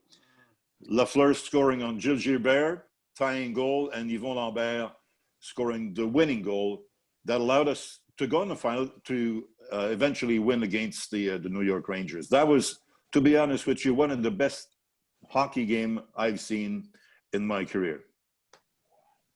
No, you just kind of brought it up. It's a perfect opportunity here. Can you kind of just take us through from a front row perspective what it was like to see some of the greatest to ever play the game of hockey and some of the people that you've been able to watch play the game over your great run with the city of Montreal and hockey in general? Yeah, well, to be honest with you, I'm a hockey fan first. So when I sit there, of course, Montreal Canadiens is my team, no doubt about it. I could talk for hours and hours about Guy Lafleur and all these guys in the 70s. Of all the top stars, we had Patrick Roy as a goalie, but also one must have a look at what you see during the hockey game. Having been witness of games by Wayne Gretzky, by Mario Lemieux, by Ray Bourque. Ray Bourque is probably one of the guys that I truly would have liked to see playing in Montreal, to be honest with you.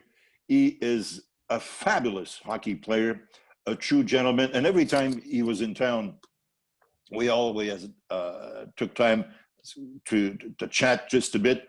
But how can you not like and appreciate a hockey game when played by such great hockey players, Gretzky, Lemieux, by great teams? You must remember the great Detroit teams that were put up together.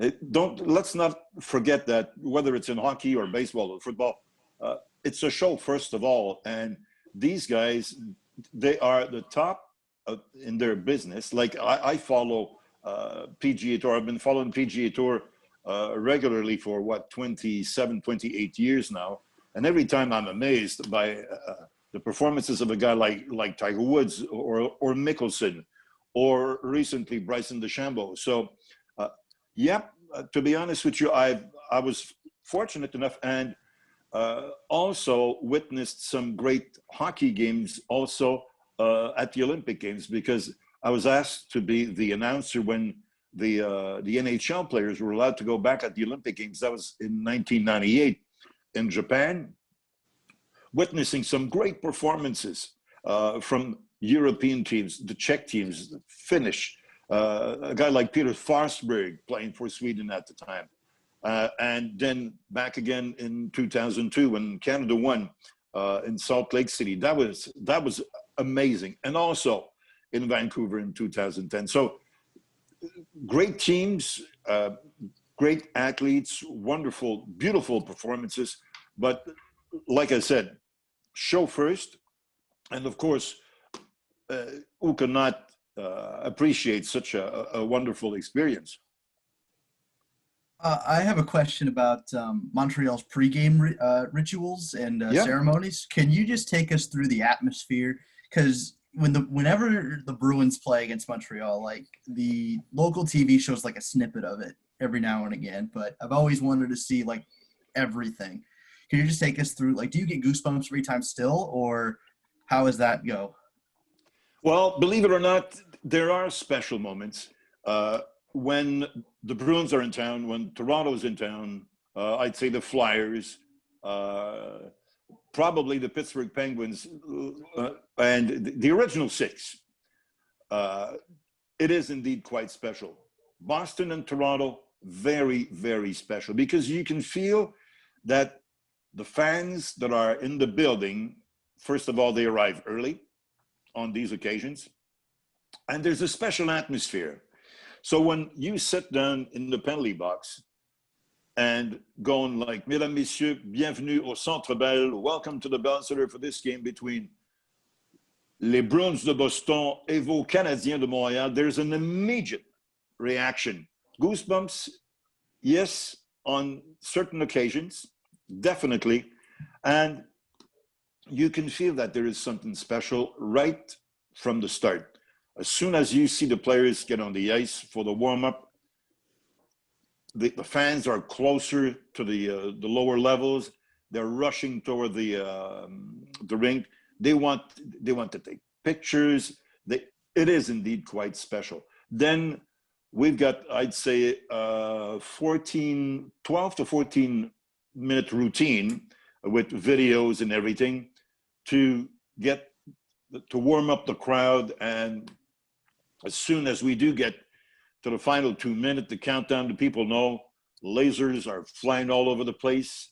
And then we get the cue because we've got kids coming off the ice with flags from the Montreal Canadiens. These guys are back at the entrance, the players' entrance. And we do have something like 15 seconds to spare. And music gets louder and louder and louder. And as soon as I see the starting goalie out of the room, It's Mesdames, Messieurs, ladies and gentlemen, accueillons nos Canadiens. Bingo. They jump on the ice. Fun begins. National anthem. People are still shaking. Puck drop. Let's have fun. Yeah. So basically, that's the way to. Yeah, I was lucky enough. And Connor, have you been lucky enough to get up to Montreal for a game? Not for a game. I went 2 years ago, and this I think just speaks to how just amazing the Bell Center and just the spectacle that place is. I went just on a tour because I went during the summertime, and that place is just like a sanctuary. It's just, they had freshly put the ice sheet on when I was there. I was there at the end of August, so they were getting ready for the season, and just I went there. There was like 20 of us who walked in on the tour. It was insanely amazing, and I couldn't even imagine a game experience at that place. Game is fun now, but I think, because I was at the Boston Garden on many occasions. Yep. And the Montreal Forum, but new buildings don't compare to the Boston Gardens or the Montreal Forum. I mean, we get 21,000 and a few hundred people in there. It's amazing, but it's bigger. There's a lot more things going on because, believe it or not, when we were in when I first started with the Montreal Canadiens back in 1977, we had an organ player. We had a scoreboard, a giant scoreboard at the time that was operated by 2 persons. Now for a game presentation, it's about 50 people working in a game presentation because we've got videos, we've got lasers, we've got laser belts. I mean, things have changed a lot, but the atmosphere, and we've got to find a way to get the top fan experience every time.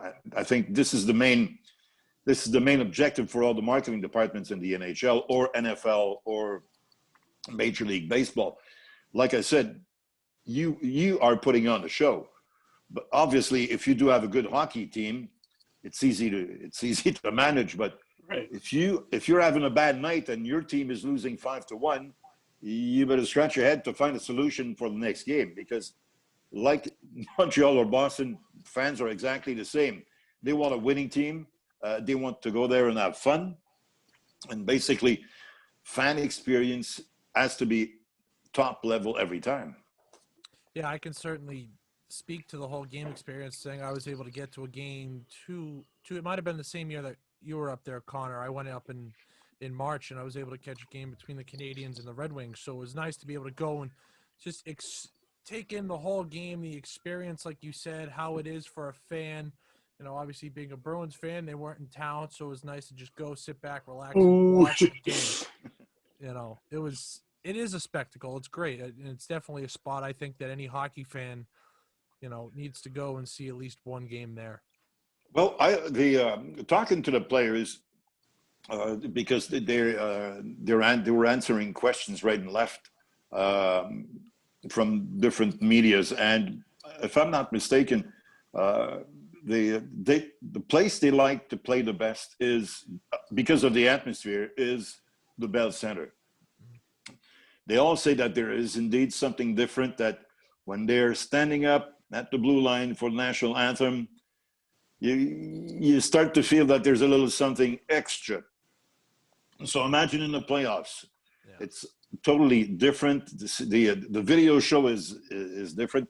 Or if you have the opportunity to be at the Bell Center on special occasions, when we were celebrating the 100th anniversary of the Montreal Canadiens years ago, we had special guests right and left. I'd say almost every 2 or 3 games. So that was amazing. Special ceremonies with, let's say, our former players, from Guy Lafleur to Larry Robinson to Kenny Dryden. And we bring these guys back, like you do in Boston, I think. Hockey fans are really fond of their legends, and this is a golden opportunity. But if you do have the occasion to be in Montreal on such a specific night, it is indeed quite special. I got another question. I have a friend who's a Habs fan. I think he'd shoot me if I didn't ask him. ask you this question. Can you talk me through? Can you just talk us through 2002 Saku Koivu's return from his cancer treatment? 10-minute standing ovation. He's just out on the ice by himself. Everyone's just applauding his valiant return. Can you just talk us through that game and then what a player Saku was during his career? He was an amazing person. He was an amazing player too. I still remember quite well what I did on that day when he returned. I was at the Bell Center earlier because obviously we knew that there was something special going on, and we felt that people wanted to be part of that celebration. When he first jumped on the ice for the warm-up, he had a round of applause like it was crazy. When he was brought in for the start of the game, what we usually do is that I announce the starting lineup, and I finish with our goalie, but I go by numbers. So number 6 will be first, number 11, and finish by number 31, Carey Price. But on that occasion, we did something special. We indeed made sure first that Saku would be on the starting lineup. He was standing at the blue line, and I said, Le numéro 11, number 11, Saku Koivu, and then it started. The plot went on for about 10 minutes, and Saku was looking at me and asking me, so I could see his face, do something, tell them to stop so we can go and start the game. But even linesmen and referees wouldn't budge. We were all, we knew we were witnessing a special moment. And Saku just said, okay, that's the way it is, that's the way it is. So I insisted, I think, on 3 occasions. And then the referees went to center ice, and then we dropped the puck, but the applause, went on forever. But it was indeed another very special moment. But Saku was not the biggest player, but he played as if he was a Terry O'Reilly type, He was going in the corners, in front of the net. He was always giving his 100%. There's no other way to describe his play. And also such a gentleman, because 2 years ago, we had a little celebration. We brought in all the captains of the Montreal Canadiens for a special ceremony at the Bell Center. And Saku came back, so I did meet old friends like Chris Chilios and Pierre Turgeon and Mike Strudel, Guy Carbonneau. All these guys were together on the ice. And when I met Saku, we had a very good and long conversation about things were going. He's doing well, health-wise, no problem at all. Kids are growing, and he's still got that smile, and he still loves Montreal, to be not honest with you. And he still loves hockey, because I think he's involved in Finland in many ways. Now, I think we would be reminisce if we didn't ask, for us as obviously fans of the game of hockey and fans of the Bruins, with our dads growing up watching the old time rivalries with the Bruins and Canadiens, can you kind of just take us through some memories that you have from your perspective there between the teams over the course of the last 30, 40 years? Well, where to start? One thing, yeah, exactly, where to start. But I do remember bits and pieces of great moments. To give you an example, because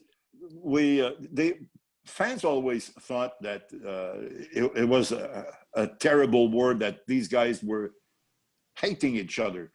But that's not necessarily the case. We're talking about a lot of respect, even though they had so many fights over the years. When these guys run into each other, they love talking about hockey, the good old days.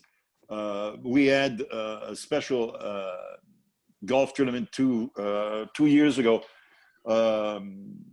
for Serge Savard, one of our great defensemen and general manager. And who do we see coming and showing up? Jerry Cheevers. Bingo. No And way. he was there along with Peter Mahovlich. We were talking, having fun. I ran into Ray Bourque on many occasions, wonderful gentleman. And to give you another example, I remember clearly one game, first game of the season, if I'm not mistaken. And at the time, it was at the Montreal Forum. And I was sitting in the penalty box with the visiting team. So in comes Terry O'Reilly, I think after a minute or so of play, 2 minutes working, whatever the call. And at the time, there was no glass in front of us, so he could jump over the board. So I give him the countdown, 3, 2, 1, bingo. He's back on the ice, but gets another call immediately, maybe 15, 20 seconds later. Sounds about right for Terry O'Reilly. Comes back in the box. I announce the penalty. He goes, well, there goes the lady Bing once again. So It's just like that. just that was, I still remember that. That was a fabulous moment. But honestly, great rivalry. I think these guys respect each other's like it's not, it's a sport before all. And I think that at times during the playoffs, I remember when Don Cherry insisted on high-sticking Guy Lafleur as much as possible. But hey, he knew it. He knew about it. That was the name of the game then. Things have changed. But they absolutely loved the way the game was played way back then. It was a totally different game. Not that the players were less talented. We had gifted players, and so did the Bruins at the time. So it was a matter of, okay, who's in, who's out, who will win, and who will not. And okay, see you guys next season. That's it. That's all. I think something that speaks to the Montreal Bruins rivalry is something that happened this season. Chara gets booed all the time, hated. Every time he touches the puck, he gets booed. He happens to play his 1,500 game in the Bell Center this season, and he got a standing ovation, and that really surprised me. I think I've said it on this show to Connor and Ian before. I said it's okay to you always hate your rival, but you always have to respect them, because without them, you're not. It's not the same. Exactly. Hate comes with respect, and vice versa. But it didn't surprise me, and the media has nothing to do with it. It's a nice reaction from the fans. Like I said previously, you do have to look at what you see. If you see out there a guy that's been hanging in there, working hard to defend his teammates, to allow the team to win, his team to win, and if he did get it in the proper way, bingo, it's done. I mean, you earn respect. And to give you an example, Dave, I don't know, you might not have seen that publicity. We did that in Montreal, McDonald's. And I have seen this. You've seen that? that Montreal fans saying, well, what do you think of Zdeno Chara? Would you like a hamburger? And it was Zdeno Chara who showed up giving the fans the hamburgers. And it was a funny situation, but people were happy to see Zdeno Chara. And I think it's basically what it's all about. Sports should be and have to be. It has to be fun. I think that's the best part about hockey too. I mean, that mutual respect we've touched upon, I think, is more poignant in the game of hockey than it is in any other sport. I mean, you see the handshake lines at the end of every playoff round and stuff like that. It's such a unique thing in the sport of hockey, and you see it just from management levels to guys in game management to the players on the ice. It's just that mutual respect that everybody has, and you're all part of this cog that makes the NHL going. I think it's something that's super cool, and I think that's why we all love the game as much as we do. Yeah, well, see, it comes as no surprise that when you see guys from the NFL reaching to each other at the end of the game, because they played probably in different colleges, they know each other. It's just about the same in hockey. I mean, after all, we're talking about 31 teams. We're talking about 750 players all in all. They're top athletes, so they probably played against each other at different levels in the American League, junior championships. Because of the moves now across the league, guys are playing for 4-5 different teams in a 15-year span. So chances are good that you'll probably run into a former teammate, a guy that you played with or against when you were junior or in the American League. So, I mean, the word respect comes up quickly on these occasions. But it's fun to see, I must admit, to be honest with you. Now, I kind of wanted to shift over to a little bit of the stuff you do outside of the rink. Take us through how you got involved with the Olympics and working at the Olympic ceremonies, and just some of your travels from doing that stuff. Oh, well, that was fun. To be honest with you, when I was saying it was a great ride, indeed it was. Started back in 1975.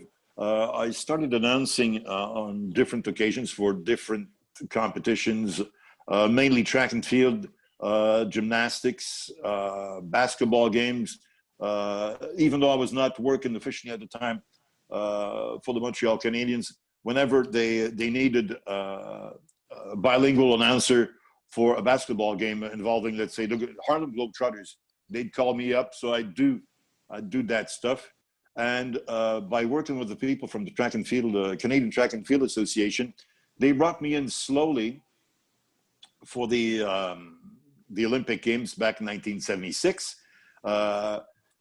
From then on, I was an announcer, but also a reporter and a commentator for, like I said, 17 games. So I covered from gymnastics to rowing to fencing, judo, weightlifting. You name it, you did it. That probably, yeah. And I also, in Montreal at the same time, getting to be the voice. Okay, they'd ask me to do, well, would you like to do a Formula One? I said, okay, this sounds fun. The Montreal Machine from the USFL, United States Football League, they asked me to be the PA announcer for that football team. Of course, why not? Let's have fun. So it allowed me to move from Montreal to Europe on many occasions, from and also Australia, Asia, China. Been around the world at least maybe once or twice. Had the opportunity, lucky me, to move around all the major American cities following the Montreal Canadiens and the NHL. So that's amazing, and that's really fun because I'm curious. So wherever I go, whenever I go, I try to talk to people to learn more about the culture, learn more about the city, learn more about history, about their cuisine, the language, and everything. So I was kind of lucky on that. Plus, also following the PGA Tour, it's another great opportunity to move from one spot to another, from New York, Winged Foot to Bethpage, to the Augusta National, to Medina around the Chicago area, Arizona, California. My best spots are in California, to be honest with you. Palm Desert is an incredible area where I try to go and play golf almost almost every year, except this year, unfortunately, because of the coronavirus situation. But otherwise, I usually try to go in California. When the Montreal Canadiens are on the road in California, they go to LA and San Jose. I go down south or in Arizona to play golf. So it's a fun job, to be honest with you.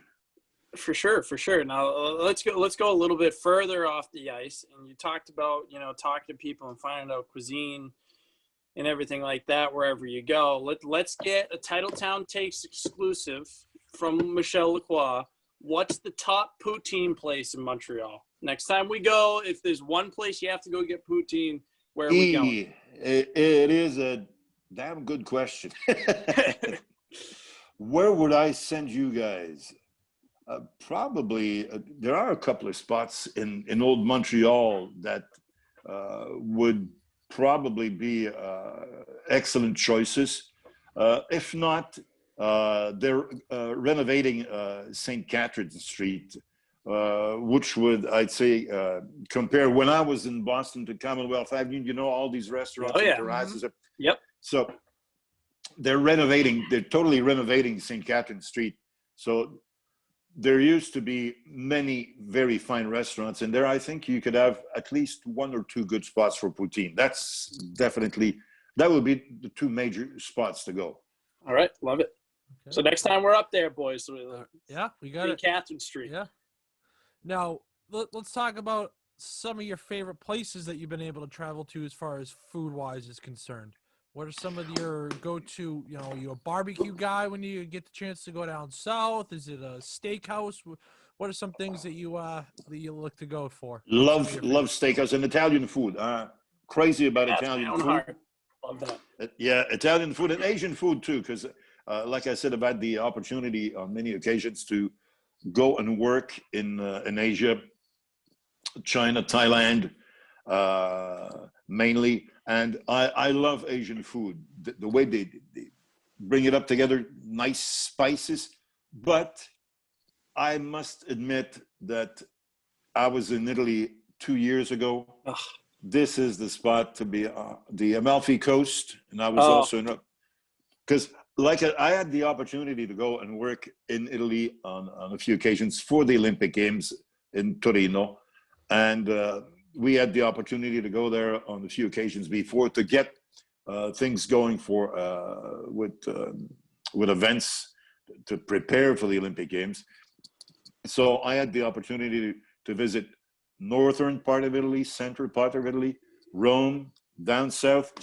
And my girlfriend and I, we simply love that place. So Italian food would be number one, Asian food number two, and number three, steakhouse. I don't even know if it still exists. There was a place when I was on the road with the team in Buffalo that was called, if I'm not mistaken, the Cloister. And they had that giant piece of meat. New York strip, baby. Yeah. They do it bigger in America. That's what they say, right? Yeah. But no, it was also fun. It reminds me of things we did when we were on the road, because being with the team so many years, I remember when we had the opportunity then, because we weren't that many reporters, to go out with guys and have dinner with a few of the boys, and or bring out a rookie, bring him out on the road. And I remember, you do remember Alfie Turcotte at the time? He played for us. He was a small player, and us guys were having wine, but we were, I think, in California, and he was only 18 or 19, so he was not allowed to have alcohol. So I think it was Larry Robinson who poured wine in his coffee cup and handed out to Alfie. But the waitress saw Larry and took away that cup and said, no, that's not the way it works around here. So, but a few stories like that on the road. But times have changed. must admit. So so let's skip to this Montreal Canadiens season. Obviously, with how the Montreal last team in the bubble. I love I love the Montreal Twitter account. 24th team going. We got 24 rings. It's shot made in heaven, but unfortunately it didn't work out that way. But did you see Montreal playing as well as they did in the bubble? They have to play a big team in Pittsburgh. Montreal has a ton of young players, and they really just took Pittsburgh to task. And then it didn't really work out as well as they probably wanted it to against Philly, but they still outscored them in the overall series. How much does that give you confidence for the future? Obviously with the draft happening yesterday, a lot of NCAA players again from Montreal's list. How do you see the future going for the Habs? Quite nice, to be honest with you. And I'll be, like I said, hosting an event with our general manager, Marc Bergevin, later on today. Our center line is now a lot better with Kotkaniemi and Nick Suzuki coming in. Philippe Danault is the third partner in. So our center line is a lot better now. A thing that Marc Bergevin did also was to get bigger players. We had a small team. We knew we had a small team. And in the playoffs, it's so hard. And if you're a small player, a small team, chances are that it might be tough to get to the end. We found that out the hard way. Yeah, well, that's and we had that problem, I'd say, for the last maybe 2 or 3 years. Right. Not that the players were not intense, not that they were not talented, but when you play regular season in and out, playing, get into the boards, out practice every 2 days, bingo, game home and away. It takes its toll. And undoubtedly at the end of the season, you get injured players, and it's a tough game. Anyone who follows the team can feel that indeed it is a tiring experience. So imagine playing the game on top of it. So if you're a small player, imagine any young or small player getting into the board, and you look up and the guy who's up and he is Zdeno Chara. What are you going to do?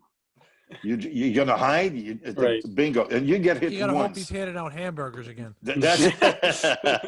But you get hit once, twice, 3, 4 times a game. Undoubtedly, you don't want to go there, and you don't want to be there for the 5th time. So it does change the game. So that's why Marc Bergevin went to get a guy like Ben Sherratt. We had Shea Weber. Now we got Ben Sherratt. We recently got Joel Edmondson. We got Josh Anderson. He's 6'3". So, of course, we can manage and get a guy like Brendan Gallagher in, talented young player. We've got Suzuki, but we've got to take care of these guys. So that's why we got a guy like Josh Anderson. That's why we've got a guy like Joel Armia, another example. So not that we necessarily need big, tough guys, because the thing is, don't forget that the game is a lot faster nowadays than it was, I'd say, 10, 12, 15 years ago. So Josh Anderson has to be a top talented athlete, a fast skater, in order to stick and to get good performances in this league. Otherwise, if you're a big, tall guy and do nothing about it, you won't last 2 seasons. So, and these guys are hard to find.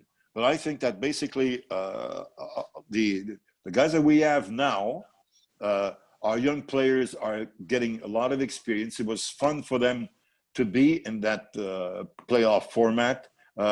We now know what we need to do in order to get to the 2nd round and 3rd round and to get that famous 25th Stanley Cup we're desperately hoping for. We've been hoping for what now, 26, 27 years? Or close to that. Well, We do have to. I'll say on behalf of everyone here, Cole Caulfield. We were actually fortunate enough to see him play against our school last season. He can rip it. He's he got knocked because he was small, 5'7", 5'8". It doesn't matter if you give him space, he will punish you. And so we'll be excited about him. He'll be really good for you. We had a talk with him 2 days ago with our pre-draft show on social media platforms with the team. Quite interesting, and he basically was quite happy because he was at Dylan Holloway's draft party. Mm-hmm. He was also drafted this year, and he was telling us that indeed he's really into it. He, of course, we're talking about his offensive qualities, and he's got great skills, but he's also have to find the way to get a little better defensively, like all players do or should do in the NHL. But we know that we do have a jewel there, that's for sure, Caulfield. And there's also a guy that we got a tendency to forget, but Ryan Poehling is still in development. It's another guy that was brought in, and in the most fashionable way. Scoring 4 goals in your first NHL game is something very special. But he knows, like Max Pacioretty realized earlier, that it's a big step to go from NCAA to the National Hockey League. So and we've got a very fine team now in Laval, in the American Hockey League. And Joël Bouchard, former NHL hockey player, is the head coach there, and he's taking care of developing the players, telling them exactly what they need to know and what they need to do in order to get better. And I think that it paid off for Jesperi Kotkaniemi, who went there at the end of the season. We immediately saw the difference when he came back for the playoffs this year, and hopefully Ryan Poehling will get the same thing. Jolson just signed a new contract today. It will be an interesting situation. We've got Romanov coming in from KHL. He's a heck of a hockey player. So indeed, future is bright for the Montreal Canadiens, no doubt about that. But Caulfield, we're anxiously waiting, and hopefully see him quite very soon in Montreal. Well, I wanted to wrap up with one last thing here, and you, like many other of the announcers that we've been lucky enough to talk to here, kind of started using your voice from home at the start of the pandemic, and you were found on social media making announcements, whether it was a goal or a birthday celebration for fans. What was that like to take part in? You know, obviously it was it's a terrible situation that everyone's still going through, but what was it like for you to connect to fans and put a smile on a youngster's face, or a fan who maybe might have been having a bad day at the time and was able to get to hear their voice announced as though it was coming out at the Bell Center? Well, you know what? I started that when the first game that was canceled, and we're going back on March 12th. I was on my way to the Bell Center when it was officially announced that there wouldn't be a game. But people came up to me and said, well, we'd like to hear your voice anyway on Twitter. Would it be only for the starting lineup? So I did it on March 12th. It worked out perfectly. It was crazy. And did a few announcements way back then. But what we missed the most, I think, as PA announcers, is the people, not necessarily the game itself, but the people surrounding the game, the fans, the people that come and go, the people working at the Bell Center or in any rinks in the NHL. This is what we missed the most. We missed going to the game, having fun, talking to people. This is basically, it's part of our job, quote unquote. But this is the way it is. And indeed, I miss the fans. So it was a great exercise for me to keep in touch. And I'm still doing it, still having fun at it. And like the event we're going to be doing later on today, will be with our season ticket holders, both from Laval and the American Hockey League and at the Bell Center, in order to keep in touch, because hopefully we'll be back at the Bell Center shortly. Hopefully, I say, but if not, maybe in a few months. But we've got to keep contact, and we've got to take care of each other. And basically, this is what we're trying to do. Well, Michel, we can't thank you enough for taking some time out of your afternoon to join us here today. Where can people find you on social media to reach out and connect with them? Twitter is the best way. And the rest of the time, you know what? I'm not on Facebook or Instagram because I ain't got time. Yeah, I feel you, man. I feel you. You get your priorities in check. I tell you, it's crazy because only Twitter and on specific days, believe it or not, I had something like, I don't know, maybe 45 to 50 calls a day. I said, okay, this will take me about, it started to take me, 15 minutes? At one point, it took me about 2 or 3 hours to send the material right and left. But Twitter is the best spot. And hopefully, like I said, the Bell Center as soon as possible. Awesome. Well, we can't thank you enough. Michel Lacroix, the public address announcer for the Montreal Canadiens. Hey, merci, guys. Joining us merci. here on Hope to see you Titletown soon. Takes. We'll be back right after this.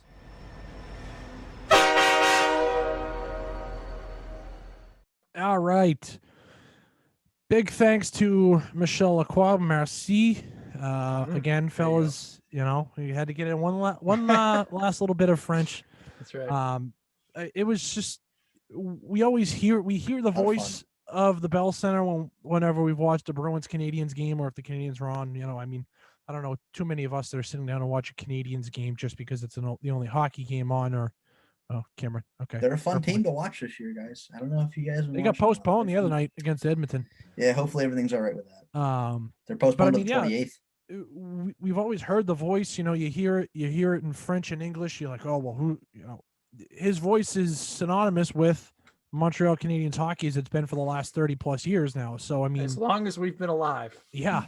So it was finally nice to sit down and chat with him, and you know, it was great to hear some of those old time stories that he brought. Terry up O'Reilly as well. story. You know, Terry O'Reilly story. So good. Hilarious. So good. We should clip that as an individual, put it out. Yeah. That was so good. And the Saku story. The standing ovation. Yeah. Good Lord. But anyways, fellas, on that note, we'll transition over. We'll talk a little bit of hockey. We were doing it prior to the interview. The Bruins have been shut down due to COVID. They played a game last week up at Buffalo. They beat the Sabres, who have now lost 14 consecutive games. They are 4 away from tying the all-time NHL losing streak, which goes back to, was it the Philadelphia Quakers, I believe, that lost 18 straight? Couldn't tell you. I think I saw a bit of news on that earlier today, I believe it was, and I was looking at there was a graphic out about the Sabres' next 5 games. They got the Penguins, the Bruins, and the Flyers. So the Flyers, the Philadelphia organization, has a chance to put their NHL losing streak behind them. Well, they're losing right now to the Devils. The Pittsburgh Penguins hold the record for the longest losing streak in NHL history at 18 games, which was set in 03-04. Wow, that's for sure Fleury too. That team finished last in the NHL with a 23-47 8-4 record, which got them Crosby. Holy smoke! Yeah, that's all. Yeah. Granted, that was from a lottery system, but still. Yeah. But anyways, so yeah, the Bruins have been shut down. Thank God they stink. Recording tonight on Tuesday the 23rd. There is hope to get back out on the ice tomorrow, meaning Wednesday the 24th, for practice, and scheduled to not only host a home game, but have fans in attendance on Thursday against the Islanders at home, who the Islanders, as we've talked about on here so far this season, the Islanders have owned the Bruins' ass. So Cam, yeah, I know you have some thoughts that you would like to share on our black and gold. So first of all, and ignore the jersey here, but I have to wear it for the show. First of all, I thought that we should have never played against Buffalo on Wednesday night or whatever it was. I thought it was a complete disgrace, but there were COVID on both sides, and the game should not have been played. I understand the NHL's insistence on playing. We have not played Buffalo yet this season prior to that game, and we have them 7 more time. Maybe we're just not meant to play Buffalo because of COVID the first time. Yeah, maybe we're just not meant to play Buffalo this year. Who knows? But I thought the Bruins looked not great. I didn't think they looked very good against Buffalo. They won. Don't let the score fool you. The Bruins for the first 40 minutes did not look great. The last 20, they looked pretty good. Yeah. But first 40, meh. Shout out Greg McKegg. I don't want Greg McKegg in the lineup. And then he has a beautiful high slot tip. Aaron literally said 20 minutes before the game. I was like, oh, Greg McKegg's back. And he was like, Greg McKegg stinks, though. And he scored. And I gave him a good old suck at Cam because it was deserved. Also, I'd like to just point out, what was I going to say? Shit. I had something to point out and I lost it. Was it our good old Charlie Coyle, Ryan Donato, maybe a little bit. All right. So here's the deal. So back when we played the Rangers on Sunday, you guys remember we played Rangers Sunday matinee on NBC, and Coyle scored 2. And one of those was a gimme, empty netter. Empty netters don't fucking count. But, he scored 2 and the Bruins win against the Rangers, and, good for him. Guys, you can tell the lovely folks at home in the game since then. How many shots has Coyle recorded? Isn't it 8? He has 8 shots. Yeah. And he went 5 games in that stretch without recording a single shot. Man. And I told Connor this. I said, I want you guys to tell me, suck it, Cam. I want it more than anything in this world. Because if Coyle is scoring, that means the Bruins have a chance at winning the game. A much better chance is if he's not scoring. But Coyle does not want to shoot the puck. And he is picking up minuses. It's not really a big deal if he's not shooting the puck and picking up points. If he's getting assists, it's not so bad.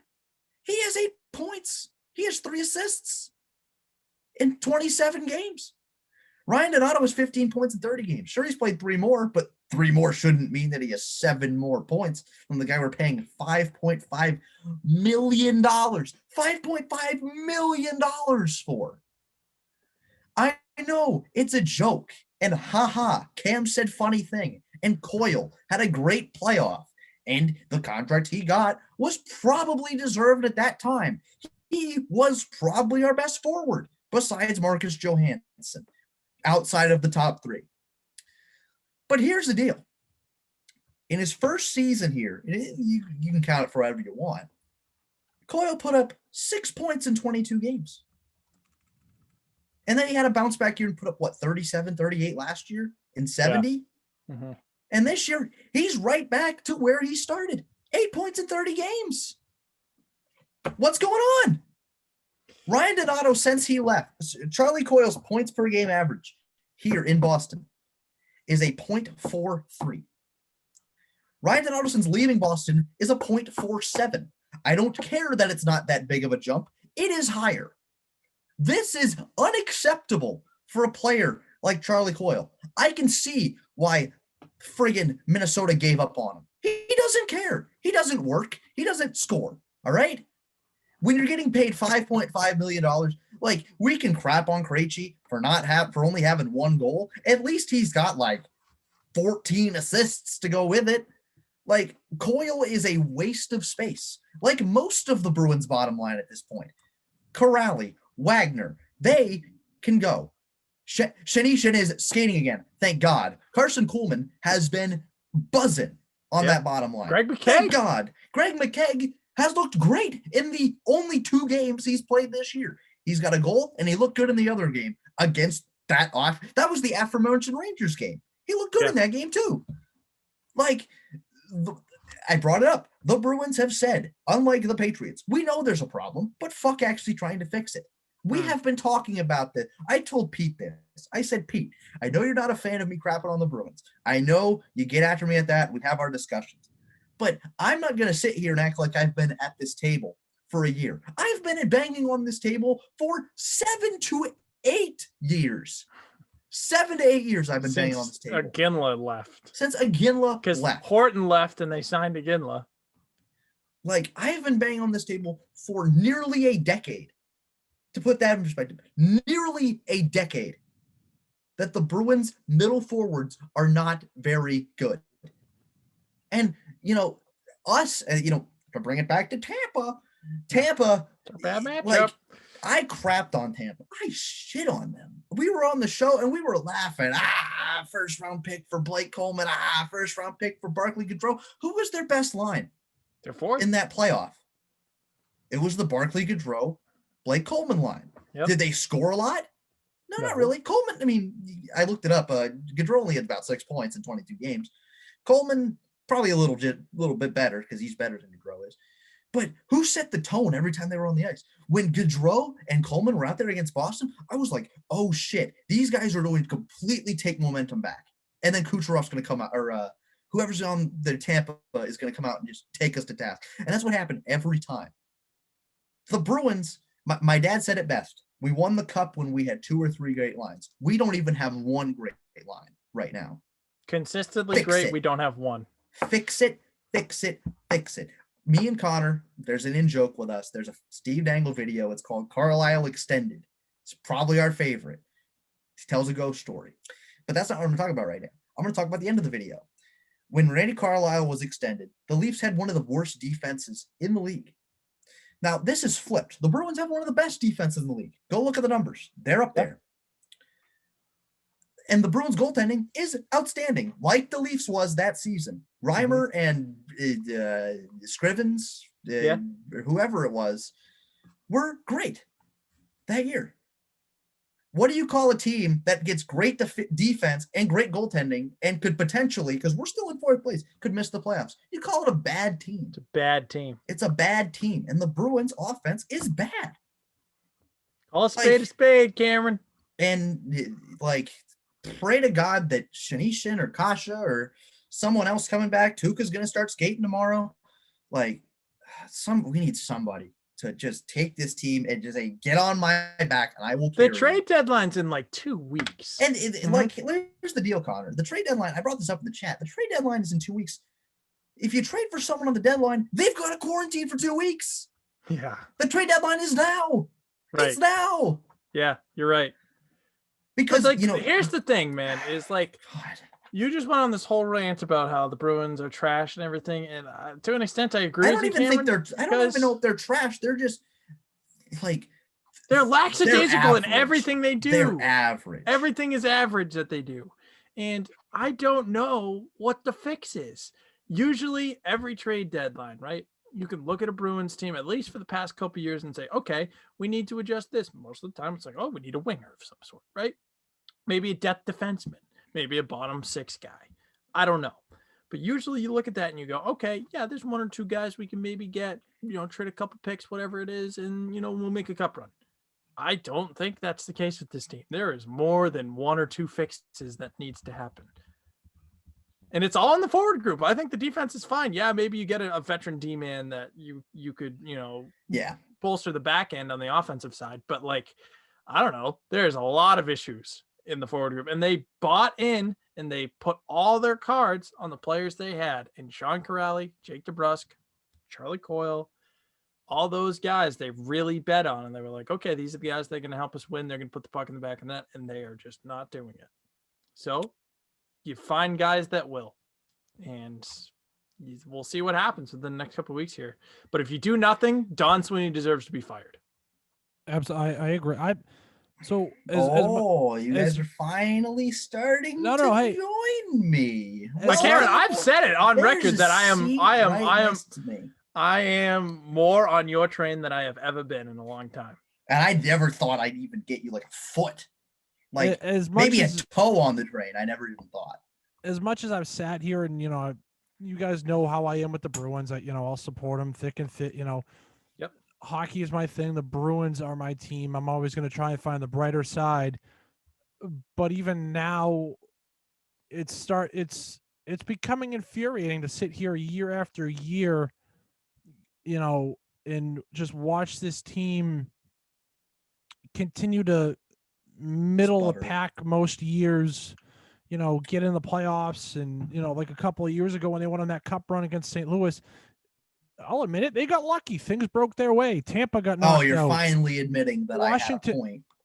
Washington, I believe I said that at the time. I believe I said that they got lucky as in regards to getting on that cup run. I didn't sit there and say, oh, they've been lighting up the postseason night after night. There were games that they had no business winning that they won. There were games that they lost that they absolutely should have won. I said that the winner of that Bruins Leafs series is going to the final after everything had shook out. We had talked about that. But no, the last couple of years it's been aggravating to sit here and watch this team. Last year, more specifically, they roll game after game. They run to the President's Cup, and then all of a sudden they come to a standstill. And yeah, great. Nobody ever saw what happened last year coming, but you got to respond. You got to get things out of guys that you may not be expecting, because when you run into teams like Tampa and they find ways to shut down your first line and neutralize them, where's that secondary scoring coming from? Nowhere. And right now it's nowhere. Well, here's the thing, man. It's like Tampa eventually will be back in your division. And Montreal, who has a Montreal will be back in your division. And In regardless, Florida. let's just Tampa is an easy source of this argument. The Bruins window is closing, if not closed at this point. In the next It's 5 years, open, You got a very little slim. bit of air coming. Yeah. It's like when it's like 50 degrees and you want that fresh Today. air in your room, but you don't want to open that window all the way. So you just leave it cracked. So within the next 5 years with this Bruins team, are they beating Tampa Bay in a 7-game series? This year, as the team's currently The constructed, next 5 years. no, They're not. no. And at that point, the next 5 years, that's like 5 years is a long stretch of this window, but that's about as far as I'm willing to go. And after that, they're not going to be good. I don't think they're going to be that good. The Bruins are not going to win a Stanley Cup for a long time. And all these people that are like, oh, I still have the Bruins as my cup favorite after all this. You need a little dose of reality, folks. The Stanley Cup is the hardest trophy in all of sports to win. And the Bruins missed their golden opportunity for the last time to do it for a long time. And I said, and Twice. I've been saying, I've said ever since we lost that game, I told Connor, we will never get over it, ever, unless we win another one, which right now it's looking like a long time in coming. We will never get over that game, ever. And the other thing is, I brought it up in the group chat. I've said going to that cup final was the worst thing that could have happened to the Bruins team. It allowed the front office to bury their heads in the sand like an ostrich and pretend that the problems were not there. And why would they think they would be there? DeBrusk was great. Corrali was great. Wagner was fantastic for what they paid him. Oh, you let Nola Chari go $850? Who cares? Nola Chari, no one cares. Right, go get your money somewhere else. But you go back and look at it and you say, you know what? Marcus Johansson's not been great this year, but who made that line go? Marcus Johansson. Clearly, Mojo, yeah. Who made that fourth line go? Now we know it was Chari. a Chari. Mm-hmm. And who made DeBrusk go? Not Jake DeBrusk. Who was it? We don't know. I guess he was shuffled so many times. Who knows who made him go? Maybe we just need to get a DeLorean and kidnap Jake DeBrusk from game one. And it just makes you just really wish that Pastrnak didn't slip and fall when he was drunk one night and break his hand. Because if you have any form of Pastrnak last season or in the regular season before that, man. Brandon Carlo had the same amount of goals as David Pastrnak did in the Cup final. That's not good. But yeah, that's my point. We're beating a dead horse at this point. Yeah, the Bruins, it's fine. The first step to solving a problem is understanding you have one. But they've been stuck at step one for 6 years. Yep. When are we getting to step two? They're scared to blow it up too. Like, okay, we need these guys. Okay, Trade some guys who aren't doing good. Mm-hmm. Like I love Charlie Coyle. I really do. Like I've met the guy a couple times. Like actually great person outside the hockey rink. We met Jake DeBrusk. Yeah, but he's making $5.5 million. Maybe it's us guys. We met DeBrusk, and the next tree was bad. And you met Coyle, and he's fallen off. And I met Coyle years ago. Not me. I met Bergeron, and he's kind of been meh, but he's kind of old. It's not me. Like maybe it's just us. I got the Pasternak stick hanging up. He's kind of. Maybe need to break it, Cameron. Maybe that's it. I couldn't, Connor. I need to get that signed. Maybe we need to meet him again. Maybe I need to meet him to offset it. I've met Jake DeBrusk twice, and the second time is what set it off. So. But you were with me that second time. Right. And guess who was eating dinner with Jake DeBrusk? Pasternak. David Oh, Pasternak no, was. Cameron. What have we done? So it is you guys. Done? We found the source. Oh, God. Because we went to, what's it called? Pastry. Modern pastry. I almost said magic pastry. We have found the source of the Bruins' problems. It is Cam and Connor. Maybe. Well, fellas, just looking ahead at the Bruins schedule. Like I said, Thursday night they're slated to take on the Islanders first, which is not what we need. Fans back. We need to play Buffalo again. We need Buffalo. Fans are scheduled to be back in attendance starting on Thursday night against the Islanders. Then Buffalo comes into town for an afternoon game, Saturday the 27th. Then you got a pair against New Jersey to close out the month. And then you head into April, which, you usually be wrapping up the schedule, but it gets tougher for the Bruins. They have 3 back-to-back series, and they play... Trying to do some quick math here. There are 30 days in April. They play 14 it's like 24 games and some crazy amount of time. It is not going to be easy for the Bruins down the stretch here. Well, you got a lot of players. Use them. Yep.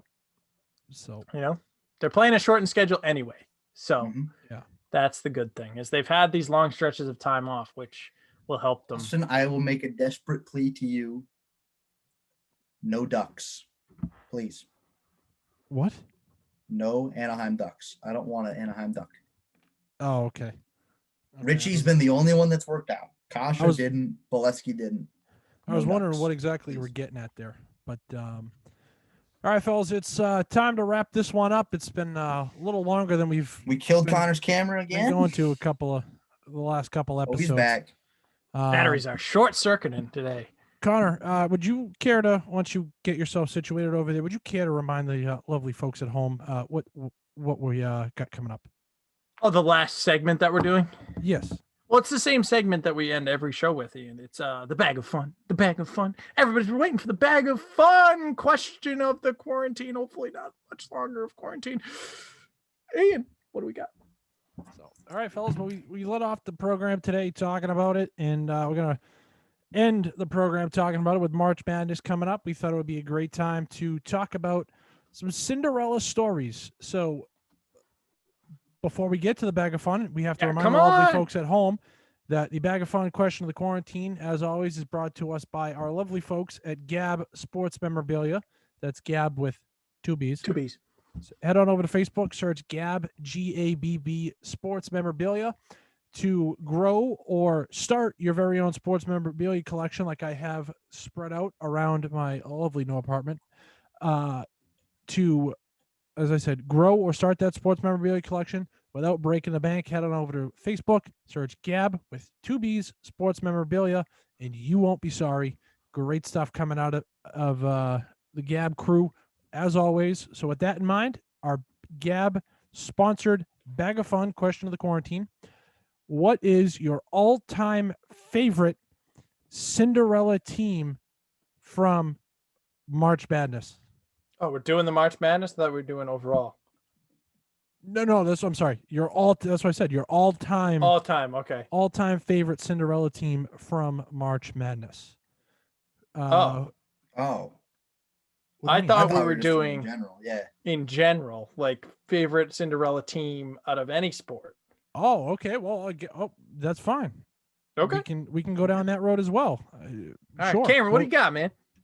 I I only have one right now, but it's probably the one I can talk about the most. You know what? You can talk about Cinderella. So, so many Cinderella stories, the glass slipper breaks. And that's just what happens in life. Vegas Golden Knights is one that came to my mind. Knights is one of them, definitely. And I'm going to go with one that didn't break. The 2016 Leicester City Foxes won the Premier League despite having 50,000 to 1 odds. They were favored to get relegated that season, and they ended up winning it all. And this is coming from a guy who didn't even watch a lot of soccer at that point. Not much as I watch today, but even I, who doesn't watch at all, was hearing about this amazing team that everybody thought wouldn't stand a chance to even stay in the league at the top of the league. You know, they had great players, Jamie Vardy, you know, N'Golo Kante, Kasper Schmeichel, Jeffrey Schlupp, Christian Fuchs, Wes Morgan, and they were a team that no one expected. Jamie Vardy scored, I think he scored 12 goals in 12 games, which is the record. It's currently the record. I think the old record used to be 10-10. But definitely is one of my favorites. I remember I was on a flight. I was flying to California that year in April, and the Leicester game was on TV because everyone wanted to see if they could actually do it. And they were losing 2-1, and I turned over, and they got a penalty, and they scored the penalty. And that tie was huge because it was against one of the teams they were competing against to win the league. And I'm like, you know what? This is amazing. This is incredible. Like, could you imagine 50,000 to 50,000 to 1? Like, that is absurd. That's like saying the U.S. hockey team that beat the Soviets was going to win the Stanley Cup. It's like, that's just insane. And I do have to give a quick shout out. There was a guy every year. He would bet on Leicester to win their league. He put $5 on it. He got talked out of it with 8 weeks to go to take the money from what he had to back out of the bet. He missed out on what was it, £250,000? Yeah, because the freaking probably the place he put the bet in was like, yeah, we're not gonna have the money, so please back out. If he would have stayed in for 8 more weeks and actually saw them win it, he would have walked away with £250,000, which is a lot of money. Imagine for a $5 bet. So I had to give the context for people who may not know about this story. That's my Cinderella story, the 2016 Leicester City Foxes. Beecher? So despite our conversations that we had earlier today on the program, I'm going with the 01 Patriots. It's a good one. And what they managed to do. Year one of Tom Brady. Obviously, that year Drew Bledsoe gets taken out in week 2 against the Jets. The rookie comes in. No one knows what to expect. And that's when Cam Newton led the Patriots. They ended up going on to lose that game against the Jets. Brady got his first win in week 3 against the Colts. Lost the following week down in Miami, a place that was always a house of horrors for Tom. And then they only lost 2 games the rest of the way out. In Denver in week 7, and ended with a 9-game winning streak, including a win on the road in Pittsburgh in the AFC title game, where a lot of people thought, they're going to go to Pittsburgh and get slaughtered. That's not going to end very well. Pittsburgh even thought that. They had their bags waiting for them by the plane. People forget. Exactly. And Patriots were walking out to play the game, and they saw all the Steelers bags in the hallway because of 9/11, there was no off. They were going one week to the other. Yeah. And I mean, just thinking back to the broadcast on what was then the WBCN network. I mean, even Gil Santos said, despite all the prognostications, the Patriots have indeed shown up and will play in today's game. And then suck it, Pittsburgh. And they went out and Boston really has been kicking Pittsburgh's ass for 20 plus years. Just in everything. We all know what happened the next week against the Rams. I mean, the greatest show on turf was You know what? We've lost Connor's video again, so it Yeah, we definitely may is be a, out for the rest of the podcast. That's here. all right. That's fine. I'll wrap up here and then We'll I'll get to send it you. over to you. And but like that's what started it all here in New England, and you know I think that we got a lot to be thankful for because of that Cinderella run back in 2001. Connor, So despite the fact that mine, people can't see your lovely face. yeah, I mean, I don't know if mine would be considered Cinderella, but I thought immediately 2004 Red Sox. That's Cinderella story incarnate. Breaking That's the curse, Cinderella story you know. in a different way. I'll allow it. But no, that's not what I'm going with. Because I was pretty young in 04. I know Ian's like 50 years old. He probably remembers everything from the 01 Super Bowl. But something that I certainly remember the halftime show. who doesn't? Everybody, and particularly me, like I said, being from Boston, the 2013 Red Sox World Series was so awesome for just the fact going from worst to first in the team, how they kind of came together. Best record in baseball too. Yeah. First in the division, first in the league. Right. And with everything going on in the city with the marathon and everything, and to win the way they did with the players they had, I to this day say they had no business winning that World Series. To this day. Zero. Koji Uehara was the best closer in baseball that year, and he threw like 88 miles an hour, but he made it seem like he threw freaking 90. Connor, what was the stat? The Red Sox struck out the most times in a series against that Tigers team, and they still won in 6 games. Right, that Tigers team was insane. David Ortiz, this game is tied. It's just one of those Cinderella teams that it seemed like they were destined to win. Mm-hmm. Every team they went up against seemed like they were better than them, and they just kept winning. And yeah, that's my choice. So, well, I mean, fellas, that puts another wrap on another episode.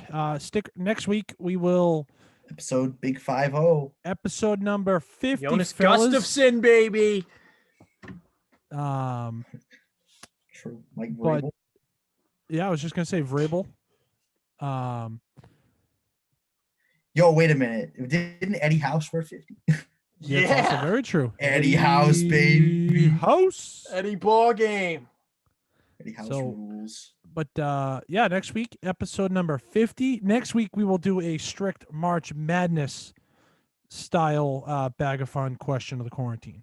We will be down to the final four after this weekend. Hell yeah, boy. Oh boy. And we will see where I stand after the Survivor pool this weekend, fellas. Oh yeah. Everybody send your good luck energy to Ian. Good juju, folks. Good juju. That's what we need. And fellas, I'll leak it now. We're also bringing the PA train back home where it belongs.